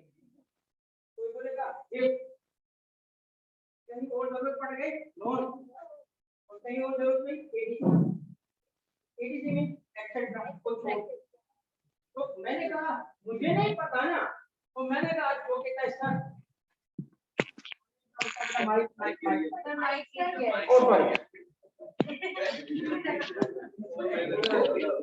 मेरी बीवी की दहशत थी। अच्छा बेटा, जी जी रिपीट करता हूँ बेटा, रिपीट करता हूँ। अब कहानी तो गई बेटा, कहानी वापस नहीं आती, क्योंकि मेरे दर्दों की कहानी थी बेटा। ऑलराइट, तो बात मैं ये बता रहा था बच्चों ऑनलाइन के, कि जी देखो अगर कोई बंदा इवन अपनी वाइफ के अकाउंट में पैसे ट्रांसफर कर रहा है तो केवाईसी होता है। अमाउंट पे डिपेंड करता है ना, कि अमाउंट कितना, छोटा सा अमाउंट है, जाने दो यार, गरीब बंदा है क्या करेगा। बड़े अमाउंट होंगे सवाल पूछेंगे क्यों है, कौन हो, क्यों ट्रांसफर कर रहे हो। तो ये केवाईसी क्यों है बेटा, क्यों है? एंटी मनी लॉन्ड्रिंग, बैंक पे पाबंदी है। कौन सी रिपोर्ट? ये सीटीआर तो नहीं थी, एसटीआर देख रहे थे, इस पे बनाए कि ना बनाए, इस पे एसटीआर बनाए कि ना बनाए, क्या सस्पिशियस तो नहीं है? सोर्स ऑफ इनकम, उसने मुझसे ये पूछा जरूर, पैसे कहाँ से आए थे? सर सरकारी अफसर और रिश्वत तो नहीं ली? मैं कहा नहीं नहीं, बोनस के पैसे। ठीक है, लिख लो बोनस के पैसे। ना बात समझ आई बेटा, कि सोर्स कहां से है, सोर्स को वो देखते हैं फिर आगे। अब ये दोनों रिपोर्टें कौन जमा करता है? Financial institution. किससे? एक नाम लिख लो फिर मैं आगे बढ़ जाऊंगा। वो किस इदारे को? अब ये जो सेंट्रल इदारा है, सेंट्रल बेटा, सेफ बेटा, अनीस कहते हैं आपको बोलना था जहेज पे मिले। सही है बेटा, तुम उस वक्त साथ नहीं थे ना, वरना यही बोलता मैं। अच्छा सेफ बेटा, क्या समझ नहीं आया? ओके। अच्छा बेटा देखें, अब मैं आ रहा हूं आपकी तरफ बेटा, सुन लो, सेफ लिखना बेटा। केवाईसी है नो योर कस्टमर, नो के नो यू यूर कस्टमर, ये एब्रीविएशन है बेटा केवाईसी। बैंक पे लाजिम क्या है कि अपने कस्टमर के बारे में मालूमात रखे कि कौन है, किसके पैसे हैं, क्यों पैसे ट्रांसफर हो रहे हैं। बैंक मैनेजर फ्रेंड हो तो फिर वो भी जेल में, आप भी जेल में। वो फ्रेंड होगा कर लेगा, मगर वो ट्रांजेक्शन पकड़ी गई ना बेटा। ये सही कह रहा है, सही कह रहा है। बैंक मैनेजर दोस्त होता है वो करता है। मैं एक मिसाल देता हूं बेटा, सुनो सुनो सुनो सुनो सुनो। एक बैंक ने, ये हकीकी बता रहा हूं, हकीकी, एक बैंक ने किसी बंदे की सीटीआर जनरेट नहीं की, सीटीआर जनरेट नहीं की, जो करनी थी, इदारों को रिपोर्ट करनी थी, नहीं की। वो बैंक ने तो नहीं बताया, कुछ और ट्रांजेक्शन में पकड़ा गया। जब पकड़ा गया किसी और ट्रांजैक्शंस में तो फौरी से बैंक स्टेटमेंट निकाली गई, बैंक में कैश में हंड्रेड्स ऑफ मिलियंस की ट्रांजैक्शन हो रही थी और सीटीआर जनरेट नहीं हुआ तो कौन फंसा? बैंक फंसा, बैंक फंसा। तो फिर बैंक को उस मैनेजर की जिंदगी हराम हो गई। तो बैंक, यकीन करना, ये वो लॉ है क्योंकि मैं खुद एज आईओ रहा हूं उसका। बैंक को एक खत सिर्फ नोटिस देते हैं ना कि फला डेटा दो, तो बैंक उसका क्या, उसके सारे के सारे खानदान का डेटा दे देता है। वो कहते हैं हमें नहीं आप इसमें लाना, क्योंकि इसमें सजा क्या है बेटा, इसकी सजा बहुत सख्त है। इसमें सिर्फ और सिर्फ अगर आप पेनल्टी की बात सुनना चाहते हो, इसमें पेनल्टी 100 मिलियन की, तबाह, 100 मिलियन तबाह। इसमें जो गया ना तबाह हो जाएगा, बिजनेस तो गया, क्योंकि इतना बड़ा। और ये पाकिस्तान का वो लॉ है जिसमें हमने बाकी कवानीन की तरह पेनल्टीज कितनी रखी थी। देखें नॉर्मली पाकिस्तान में पेनल्टीज क्या होती है, बंदे का मूड बनता है ये क्राइम कर लो, 10 रुपए की पेनल्टी है बहुत। तो जब हमारा लॉ रिव्यू हुआ ना, कहाँ पे, एफएटीएफ सुना है? इंटरनेशनल इदारा है जो मनी लॉन्ड्रिंग को रेगुलेट करता है। वो रिव्यू हुआ ना, वो हंस रहे थे, पागल हो, इस तरह क्या क्या चेंज करो। हमने मजबूरी में चेंज किए। तो चले अब आ जाए बेटा इसकी तरफ। अब सुनना बेटा, 2 रिपोर्टें कौन सी बताई? अशबल, सीटीआर का मतलब होता है करेंसी ट्रांजैक्शन रिपोर्ट। ये बैंक उस वक्त जनरेट करता है जब ट्रांजैक्शन कैश में 2 मिलियन से ऊपर होगी। दूसरी बेटा रिपोर्ट है एसटीआर, ये सस्पिशियस ट्रांजैक्शन रिपोर्ट है। ये उस वक्त जनरेट होती है जब ट्रांजैक्शन सस्पिशियस नेचर की हो, यानी सोर्स जस्टिफाई ना हो रहा हो। ठीक है बेटा। अब आगे देखो बेटा, आगे जी मैं अभी बता रहा हूं, ये दोनों रिपोर्टें फाइनेंशियल इंस्टीट्यूशन, सुनो बेटा सारे लिखो, ये 2 टर्म्स लिखने हैं अशबल और हमीज। बेटा 2 टर्म्स लिखने थे, एक एब्रीविएशन मैंने लिखवाया सीटीआर, एक लिखवाया मैंने एसटीआर। बेटा ये दोनों लिखने थे। सीटीआर के लिए 2 मिलियन वाली बात है, हमीज कंफर्म कर लो, लिखी है तुमने? नहीं लिखी, अम्मा के पास जाओ और बोलो थप्पड़ मारे तुम। क्यों नहीं लिखी? जल्दी जल्दी लिखो बेटा, 2 चीजें क्या, सीटीआर और एसटीआर। ओके बात। अब सुने ये किसको रिपोर्ट होती है? सेंट्रल इदारा मनी लॉन्ड्रिंग का कहलाता है FMU. FMU, financial monitoring unit, financial monitoring unit, FMU. ये स्टेट बैंक में लोकेटेड है, स्टेट बैंक नहीं है मगर लोकेटेड इन स्टेट बैंक है, ये इंडिपेंडेंट इदारा है। एफएमयू, फाइनेंशियल मॉनिटरिंग, एमसीक्यू वगैरह के लिए भी लिख लो बेटा, फाइनेंशियल मॉनिटरिंग यूनिट। ये क्या काम करता है? ये सेंट्रल इदारा है, किसका? मनी लॉन्ड्रिंग से मुतालिक है। इसमें हम बाद में बात करेंगे अगर जरूरत पड़ी। अब आपको आइडिया समझ आया, मनी लॉन्ड्रिंग समझ आ रही है कि एक बंदे ने क्या किया होता है, क्राइम, उससे आते हैं पैसे, वो क्या करेगा, उस पैसे को कहीं प्लेस करेगा। प्लेस करने को हमने क्या लफ्ज इस्तेमाल किया था? प्लेसमेंट। उसके बाद क्या करेगा, उसकी साथ लेयरिंग करेगा। लेयरिंग के बाद क्या करेगा? क्योंकि इस प्रोसेस में फाइनेंशियल इंस्टीट्यूशन यूज होते हैं, वही उसमें पकड़ने में हेल्प करेंगे। तो वो क्या करते हैं, फाइनेंस 2 रिपोर्टें जनरेट करते हैं। कौन सी? सीटीआर और किसे रिपोर्ट करते हैं वो? चलो बेटा, ये आपके लॉ का, ये आपके लॉ का बुनियादी, सुन लो बेटा सुन लो, आपके लॉ का बुनियादी मकसद क्या है? मनी लॉन्ड्रिंग को प्रिवेंट करना, मगर साथ में टेररिज्म को कॉम्बैट करना।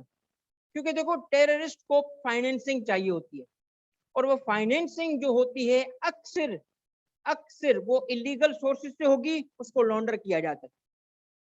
ये दोनों क्राइम्स, कॉम्बैटिंग टेररिज्म, ये किस लॉ के मकासद हैं? एएमएल एक्ट 2010 के मकासद हैं। AML, anti money laundering act के मकासद क्या है? एक, क्या? प्रिवेंशन ऑफ, 2, कॉम्बैटिंग ऑफ, क्या बच्चों? ठीक हो गया। और उसके बाद है नंबर 3 कि जो उस बंदे ने प्रॉपर्टी बनाई, for feature of property derived from और इन्वॉल्व्ड इन मनी लॉन्ड्रिंग। यहाँ पर कहता है कि सिर्फ ये नहीं करना, रोकना है। रोकना तो है, रोकेंगे कैसे? सजा देके रोकेंगे कैसे? उसको पकड़ के, उसे प्रोसिक्यूट करके, उस क्रिमिनल को प्रोसिक्यूट करेंगे, उसको जेल में डालेंगे, उसे सजा दिलवाएंगे। मगर सिर्फ ये काफी नहीं है, जो प्रोसीड्स ऑफ क्राइम उसके पास हैं वो उससे छीन लेंगे। इस कानून में क्या लिखा गया है? ये लिखा गया है कि उस प्रॉपर्टी को, प्रॉपर्टी यहाँ कैश भी हो सकता है, प्रॉपर्टी यहाँ वो फैक्ट्री भी हो सकती है, प्रॉपर्टी वो घर भी हो सकता है जो उसने बनाया, जो इस पैसे से बनाया गया एसेट होगा वो उसे छीन लिया जाएगा इस कानून के मुताबिक। और इसके अलावा जो ये एक्ट है, इसकी छोटी सी बात, इसका नाम क्या है?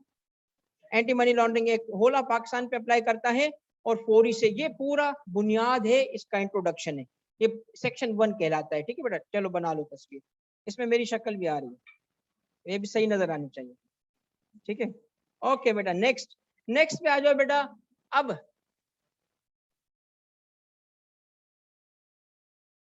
मुजम्मिल ने एक सवाल पूछा है कि हुंडी हवाला इस मनी लॉन्ड्रिंग। सुन लो बेटा, समझ से काम लेना। हुंडी या हवाला बेटा बताता हूँ क्या होता है, सुने। बेसिकली मनी लॉन्ड्रिंग का हमारे मुल्क में बिल्कुल भी गलत कॉन्सेप्ट है। हम समझते हैं कि जी मनी लॉन्ड्रिंग का मतलब है मुल्क से बाहर पैसे जाना, और वहां नहीं, not at all. With in the country भी मनी लॉन्डर होती है। मुल्क से बाहर पैसे जाने वाली बात जहां तक है, उसकी भी लॉजिक सुन लो। ये हुंडी या हवाला क्या होता है? ये होता है कि यहाँ एक बंदे के पास हम गए, हमने कहा जी ये 2 लाख रुपए हैं या 1 करोड़ रुपए हैं, ये मुझे दुबई पहुंचाना है। उसने कहा चलो दुबई में मेरे लोग बैठे हुए हैं, ये तुम 1 करोड़ रुपए मुझे दो, उसके ऊपर मैं तुमसे 1% दूंगा, 1.5% दूंगा। उसने अपनी चार्जेस ली, उसके बाद अपने कॉन्टेक्ट को हवाले वाले को, हवाले का मतलब रेफरेंस, उसको बोला यार फला बंदा आएगा तेरे पास, उसको 1 करोड़ रुपए दे दो। ये इनफॉर्मल बैंकिंग कहलाता है, ये इनफॉर्मल बैंकिंग है, इसमें एक्चुअली कैश का ट्रांसफर नहीं होता। फिर वो लोग क्या करते हैं, इस पैसे को बैंकिंग चैनल से नहीं भेजेंगे, ये क्या करेंगे, वो इलीगली, जैसे एक होता है ना जिसको कहते हैं जो लोग फ्रीक्वेंट ट्रेवल करते हैं, उनके से थोड़े थोड़े ट्रांसफर करेंगे, या वो इलीगल चैनल से छुपा के कहीं से पैसे ले जाएंगे। ये जो हुंडी या हवाला है, ये बेटा पाकिस्तान में बड़ा कॉमन था कुछ अर्सा पहले, बहुत कॉमन था, अभी भी है बट बहुत कॉमन था। इस हद तक कॉमन था कि कोई बड़े मनी एक्सचेंजर थे जिसका केस भी मशहूर हुआ था। इलीगल है बेटा, एब्सोल्युटली इलीगल है। बैंकिंग चैनल नॉर्मल को अवॉइड नहीं किया जा सकता। क्यों नहीं अवॉइड किया जा सकता? नंबर 1, सुनो बेटा, अगर नॉर्मल बैंकिंग चैनल से ट्रांजैक्शन होगी तो आपके मुल्क को फॉरेन करेंसी मिलेगी। नंबर 2, उसके कोई सर्विस चार्जेस वगैरह होगी स्टेट के लिए। तो इसीलिए ये जो हवाला है या हुंडी है, ये पाकिस्तान में इलीगल है। आगे सुनो बेटा, अब एक पॉइंट सुन लो, चूंकि लेयरिंग हमने देखा की जाती है, तवज्जो सुनना, लेयरिंग का एक बड़ा इफेक्टिव स्टेप है, इफेक्टिव, ऐसा इफेक्टिव है कि इदारे पकड़ नहीं पाते। वो क्या होता है, सुनो, पैसे मुल्क से बाहर भिजवाना, नॉन सोर्सेस से बाहर भिजवाना, या उसके बाद वापस लेके आना।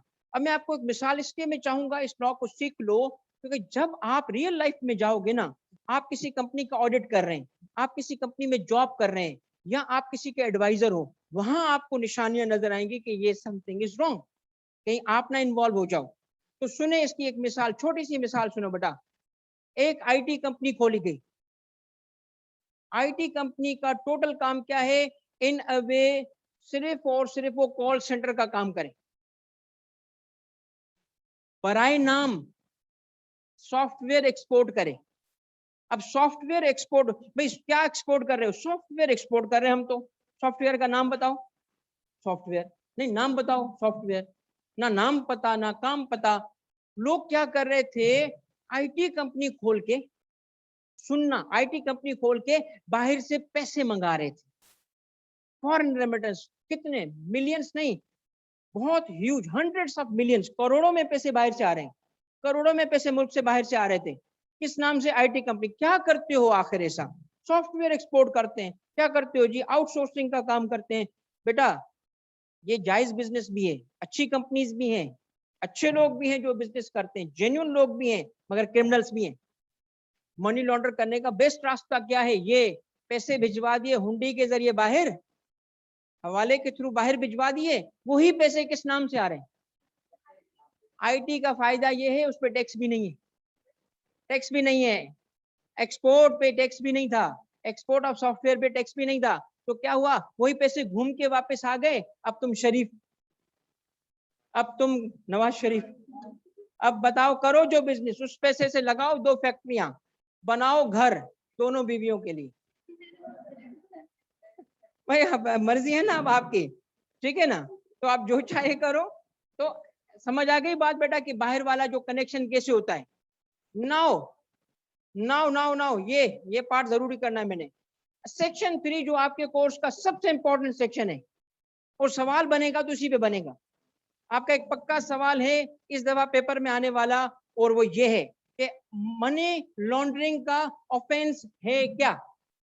कुछ सिनारियो भी देके पूछ सकता है और सीधा भी पूछ सकता है, दोनों की प्रैक्टिस में करा दूंगा। सवाल क्या है, मनी लॉन्ड्रिंग का ऑफेंस क्या है। अब ये सेक्शन 3 है बेटा, और सेक्शन 3 किस चीज का लिखा है, offence of what, offence of money laundering. ये कौन सा है, offence of money laundering. Offence of money laundering में ये आपको सेक्शन पढ़ा रहा हूं। ये कहता है a person shall be guilty of what, offence of money laundering if the person, क्या किया हो उस पर्सन ने। सबसे पहली बात, 4 केसेस हैं। कितने केसेस हैं, 4 केसेस। 4 केसेस में मुख्तलिफ एक्टिविटीज लिखी हैं। एक एक्टिविटी भी करेगा तो क्या हो जाएगा, वो ऑफेंस कॉन्स्टिट्यूट हो जाएगा। कौन सा, मनी लॉन्ड्रिंग का। सबसे पहले आए, क्या किया उसने, सबसे पहले केस ए। केस ए क्या है बेटा, केस ए है उसने ये काम किया, उसने अक्वायर किया हो। किस चीज को अक्वायर किया हो, अक्वायर किया हो, किस चीज को अक्वायर किया अभी नहीं बता रहा मैं आपको, but the activity is acquire करना। सुनना पहले तवज्जो से, मैं आता हूं कि किस चीज को अक्वायर किया उसने। द वर्ब या द एक्टिविटी इज एक्विजिशन, किसी चीज को अक्वायर करे या क्या करे, उसे कन्वर्ट करे। कन्वर्ट करने का मतलब क्या, सुन लो। देखो मैंने आपको जो इंट्रोडक्शन दिया है ना, बिलीव मी, इससे बेहतर इंट्रोडक्शन नहीं दिया जा सकता। क्योंकि कन्वर्ट करना, सुन लो, लैंड परचेज की, पैसे से पैसे कन्वर्ट हो गए इनटू लैंड, लैंड को बेचा, ज्वेलरी परचेज की, कन्वर्जन। एक तो था अक्वायर, एक एक कन्वर्जन। तो क्या इतना शदीद लॉ है, इतना ये खतरनाक लॉ है, कहता है एक एक स्टेप भी साबित हो गया ना, पूरी चीज साबित ना हो, सिर्फ इतना साबित हो जाए ना कि तुमने एक चीज अक्वायर की और वो मनी लॉन्ड्रिंग से बनी थी, सिर्फ अक्वायर करना, अच्छा कुछ भी नहीं किया था, तुमने कन्वर्ट किया, एक्विजिशन साबित नहीं हो सकी मगर कन्वर्जन साबित हो गई। एक एक स्टेप को अलग अलग काउंट करवा रहा है एज एन ऑफेंस। तीसरा क्या है, अब एक बंदे के पास घर है, हमने पूछा कहां से आया, पेपर ही नहीं मिल रहे, क्या इस वक्त उसकी पोजीशन में है, इस वक्त उसकी पोजीशन में है, वो उसमें रहता है, रहता है, रहता है। तो पोजीशन ही उस काफी है साबित करने के लिए कि वो क्या हो चुका है, ऑफेंस कमिट हो चुका है। सब्र रखना जरा, आपको सारी चीजें कनेक्ट होंगी फिर कंप्लीट पिक्चर आएगी। क्या करना, यूज करना, यहाँ क्या करना, ट्रांसफर करना। किस चीज का, अब बात समझ आएगी। ये सारी चीजें किससे कनेक्टेड है, प्रॉपर्टी से। प्रॉपर्टी से कोई प्रॉपर्टी होगी जिसे अक्वायर किया गया, कन्वर्ट किया गया, पजेस किया गया, यूज किया गया, ये सब के दरमियान और लिखा है, यानी एक चीज भी साबित हो गई। तो प्रॉपर्टी कौन सी, प्रॉपर्टी कौन सी, जिसके बारे में उसे खुद पता है। क्योंकि याद रखिए, इसकी मैं लॉजिक बताऊंगा, नोइंग और हैविंग रीजन टू बिलीव, क्या कि वो property, such property is a proceed of crime. बस रुक जाओ यहाँ, आज के लिए काफी है फिलहाल, मैं आगे लेके जाऊंगा आपको, मगर इसको मैं कंप्लीट करने दो मुझे, ठीक है। देखो क्या है, नमाज ब्रेक का भी कह रहे थे, मगर मैं इसको इस टॉपिक के बाद एंड कर दूंगा ताकि फिर आप नमाज पढ़ लो और अगली क्लास से पहले आपको ब्रेक मिले।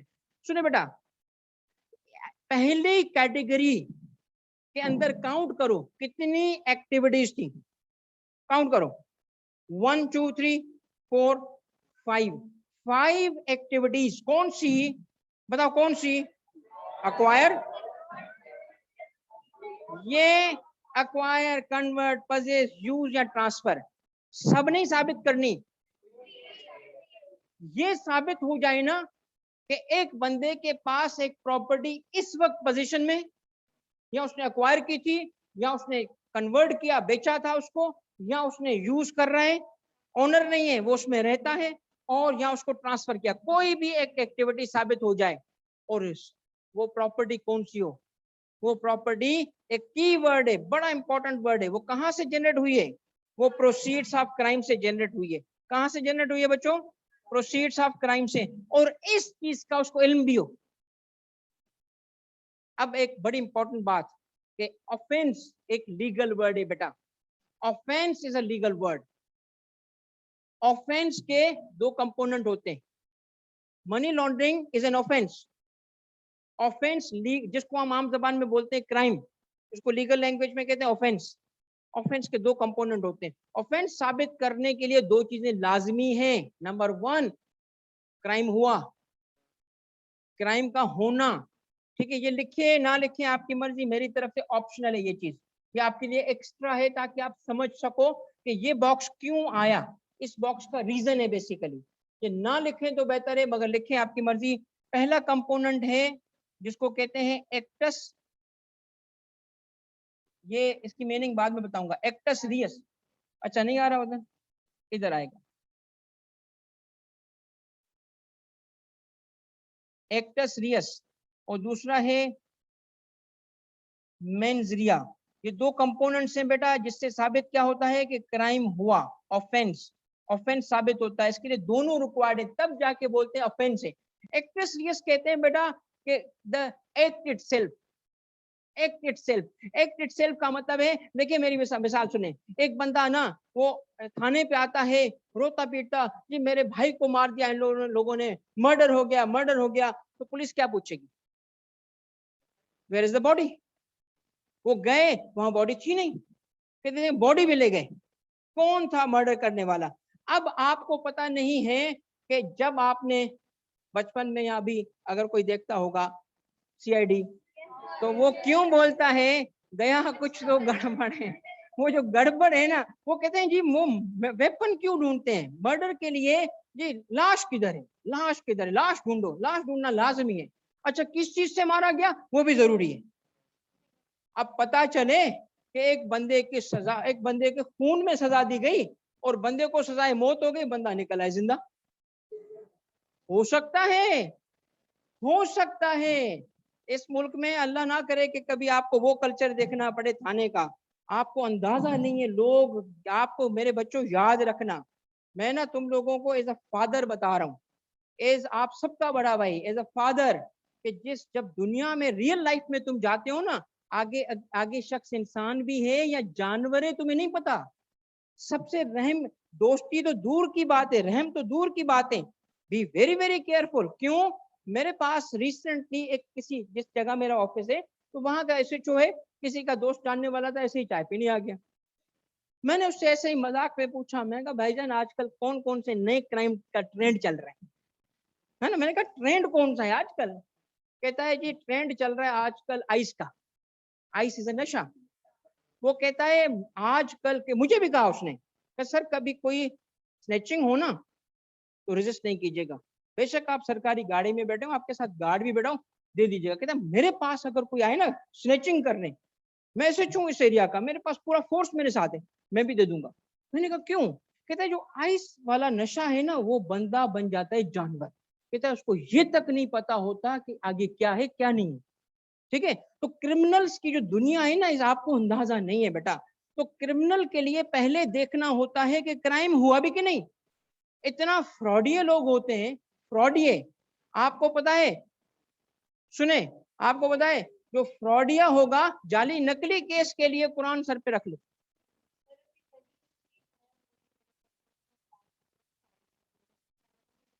बिल्कुल ठीक है बेटा, तो बात ये है, सुन लो, डरने की जरूरत भी नहीं है, खैर ऐसा भी नहीं है, मैंने बहुत डरा दिया तुम लोगों को, मगर मगर फिर भी एहतियात, एहतियात है बेटा। मुझे घर जाना है, कुछ और याद आ गया। दूसरा कंपोनेंट सुन ले, लास्ट कंपोनेंट बेटा सुन लो, लास्ट कंपोनेंट इज कि ना सिर्फ वो कि वो लाश मिले, वो बॉडी मिले, वो वेपन मिले जिससे साबित हो कि मर्डर हुआ है, ऑफेंस हुआ है, ना सिर्फ वो साबित करना लाजमी है, बल्कि सुनो, ऑफेंस के लिए ये भी जरूरी है कि ऑफेंस करने वाले का इंटेंट भी था। उसको कहते हैं मेंसरिया।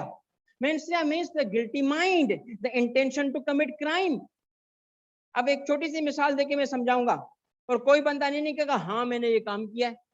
हाँ ये मैं अब क्लास में बताता हूँ टैक्स वाली में, मैंने आज तक एक ही बंदा देखा है जो कहता है हाँ मैंने खुद काम किया है, और मेरा वो 3 साल का बेटा है। वो चीटिंग करता है, वो काम करके मेरे पास आता है, बैंक के साथ कोई लड़ाई वड़ाई होगी, पापा मैंने चीटिंग की। अच्छा, उसको लगता है कोई अच्छी चीज है, कोई फखर वाली चीज है, इंटेंशन नहीं बताता, पापा मैंने चीटिंग की। मैंने कहा शाबाश बेटा, अच्छा काम किया। इसी तरह लगे रहना, तुम जिंदगी में कामयाब रहोगे। तो अच्छा उसको ओके, तो बात क्या है मेरे बच्चों के, मेंसरिया का मतलब क्या है, गिल्टी माइंड। दो चीजें साबित होंगी तो ऑफेंस साबित होगा। तो मैं आपसे पूछता हूं कि अंडर द लॉ बेटा ये क्यों जरूरी है, क्यों जरूरी है? इंटेंट, ये इसलिए जरूरी है कि ये रिक्वायरमेंट है लॉ की। सजा देने से पहले जज को दो बातें देखनी होती हैं, क्या कि काम हुआ, दूसरा इंटेंशनल हुआ। अब अगर ये बंदा, मैं मिसाल देखें, मैं आपको इसको मैं मिटा रहा हूं, मैं मिसाल देता हूं बेटा, सुनो। एक बंदा पाया गया, सुन लो, सुन लो, लास्ट 2 पॉइंट्स बेटा बिल्कुल रिपीट होगा, असद सुन लो लास्ट 2 पॉइंट्स। एक बंदा पाया गया, मस्जिद का पेशमा, नेक नमाजी, ठीक है, वो हाथ में हर वक्त तस्बीह है और सच्चा बंदा है, सच्चा, वो नकली मौलवी भी नहीं है, वो सच्चा बंदा है। उसको मस्जिद के साथ एक घर था, उसको बेचारे को कहा गया अच्छा तुम इस घर में रहना शुरू करो। अब वो उस घर में रह रहा है। देखो क्या लिखा है, अक्वायर नहीं, कन्वर्ट नहीं, पजेज नहीं, मौलवी साहब फंस गए। अब कल उस पर रेड पड़ता है, ये घर तो मनी लॉन्ड्रिंग के पैसे से था। अब मौलवी साहब क्या कहेगा, वो मुझे नहीं पता, आपको पता है क्या कहेंगे उसको, ignorance of law is no excuse, no excuse. मगर मनी लॉन्ड्रिंग में एक चीज के लिए रखा गया एक्सक्यूज, क्या कि तुम्हारे यूज में था, हाँ हाँ, बट आगे बढ़ो, ये भी देखना है कि क्या उसको, इसका मतलब नॉर्मली, नॉर्मली वो जो lack of knowledge is no excuse, but यहां एक एक्सक्यूज मौजूद है, उसको पता था, अगर था तो मौलवी साहब भी अंदर, नमाजें अंदर पढ़ेंगे मिलके, तुम समझ आई? लास्ट पॉइंट बेटा, मैंने 2 पॉइंट कहा था, आपने अब तक, मेरा लास्ट चलता रहता है, ओके, मेरा अब तक बेटा, मैंने आपको जो कवर करवाया, पहले जनरल कॉन्सेप्ट दिया मनी लॉन्ड्रिंग का, समझ आ गया, लॉ स्टार्ट किया, उसमें से फर्स्ट कैटेगरी बताई, समझ आ गई, चलो अल्लाह हाफिज, ठीक है बेटा। चलो भाई, किसी के सवालात होंगे पूछ लीजिएगा, नेक्स्ट क्लास कंपनी लॉ के लिए, और जो बच्चा कंपनी लॉ के लिए है उसको 15 मिनट का ब्रेक मिल जाएगा बेटा। ऑनलाइन का बच्चा बेटा, एक्ट सीएस का मतलब है act itself, yes the act itself बेटा, द एक्ट हुआ कि नहीं हुआ। ऑनलाइन का बच्चा बेटा समझ आई चीजें, ये स्लाइड शेयर कर देंगे, बिल्कुल शेयर कर देंगे। प्रेम दूसरा वाला था मेंस रिया,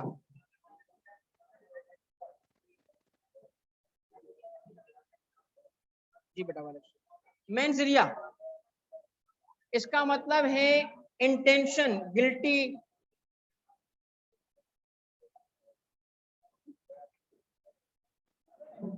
गिल्टी इंटेंशन कि उसने क्राइम करना चाहा, उसी नीयत से किया। पेशमाम वाली जो मिसाल थी उसका गिल्टी माइंड नहीं था, गिल्टी इंटेंशन नहीं था, समझ आ गया भाई? सर लेक्चर किस तरह नोट करना होगा बेटा, ये स्लाइड्स तुम्हें मिल जाएंगी, आप इन्हीं स्लाइड्स को बेस बनाओगे, इसी के अंदर लॉ मौजूद है, ठीक है। मौलवी साहब को क्या होगा फिर, अगर उसको पता था तो जानबूझ के कर रहा था तो उसको भी सजा होगी मनी लॉन्ड्रिंग की, क्योंकि यूज करना काफी है उस प्रॉपर्टी का, और उसको नहीं पता था, नोइंगली नहीं था बेटा, फिर उसका कोई कसूर नहीं है। 45 मार्क्स, 19 एमसीक्यू गलत बेटा, ये 9 एमसीक्यू गलत। 45 वाला अगर बेटा मेरे हिसाब से तो देखो दोनों दो दैट, अगर दूसरे पेपर्स पे भी डिपेंड करता है, अगर आपके बाकी पेपर्स जो है उसको मैनेज कर सकते हो, 45 गुड नंबर है। दोनों में तुम्हें फायदा ये होगा बच्चा कि जो लॉ होगा तुम भूले नहीं होगे, ठीक है। तो अगर दोनों पे जाना चाहते हो गुड, अदरवाइज तुम्हारी मर्जी बेटा। आपको बाकी पेपर के बारे में मुझे इन्फॉर्मेशन दो, मैं तुम्हें फोन पे बता दूंगा। Actus reus and mens rea legal terminology है, बिल्कुल जनिता, ये लीगल टर्मिनोलॉजी है, और मनी लॉन्ड्रिंग में रेलेवेंस क्या है वो मैंने शो कर दी तुम्हें। मनी लॉन्ड्रिंग से ली हुई प्रॉपर्टी में रह नहीं सकते, मतलब बिल्कुल नहीं रह सकते, अगर पता है तो, नहीं पता तो पीडीएफ शेयर कर दें। बिल्कुल ठीक है बेटा, मैं करता हूँ, ये इसका स्लाइड्स का पीडीएफ शेयर कर देता हूँ। ठीक हो गया। चलो भाई, ऑनलाइन का बच्चा कोई फर्दर सवाल है? नहीं है तो 15 मिनट बाद कंपनी लॉ में जो आएंगे उनसे दोबारा मुलाकात। बंदा झूठ भी बोल सकता है, झूठ तो बोलेगा मगर फैक्ट्स, सरकमस्टेंसेस उसकी 15 साल से मौलवी साहब की दोस्ती है क्रिमिनल से, कैसे झूठ बोलेगा? समझ रहे हैं? तो फैक्ट्स, आईकेप का स्टडी टेक्स्ट बिल्कुल यूज होगा, इसमें यूज होगा, टेक्स्ट में बिल्कुल यूज नहीं करता, यहाँ यूज करूंगा। मैंने कहा था अलग अलग चीजें। ठीक है बेटा, रिकॉर्डेड लेक्चर्स भी अवेलेबल होंगे अनस, यही लेक्चर्स बेटा पोर्टल पे अवेलेबल होंगे। प्रॉपर्टी चैरिटी के लिए यूज करे, देखो चैरिटी के लिए यूज करे तो जो चैरिटी वाला इदारा है वो फंस जाएगा। वो चैरिटी वाले इदारे को अगर पता है कि मनी लॉन्ड्रिंग से, तो वो फंस जाएगा। आप अपना पोर्शन कब तक? 1 महीने में बेटा, ताकि आपको प्रैक्टिस का टाइम मिल सके। 1 महीने में ये पोर्शन कंप्लीट कर लूंगा और ताकि आपको रिमेनिंग टाइम 2 महीने प्रैक्टिस के लिए मिल जाए। सेट हो गया भाई? चलो भाई, अल्लाह हाफिज। हाँ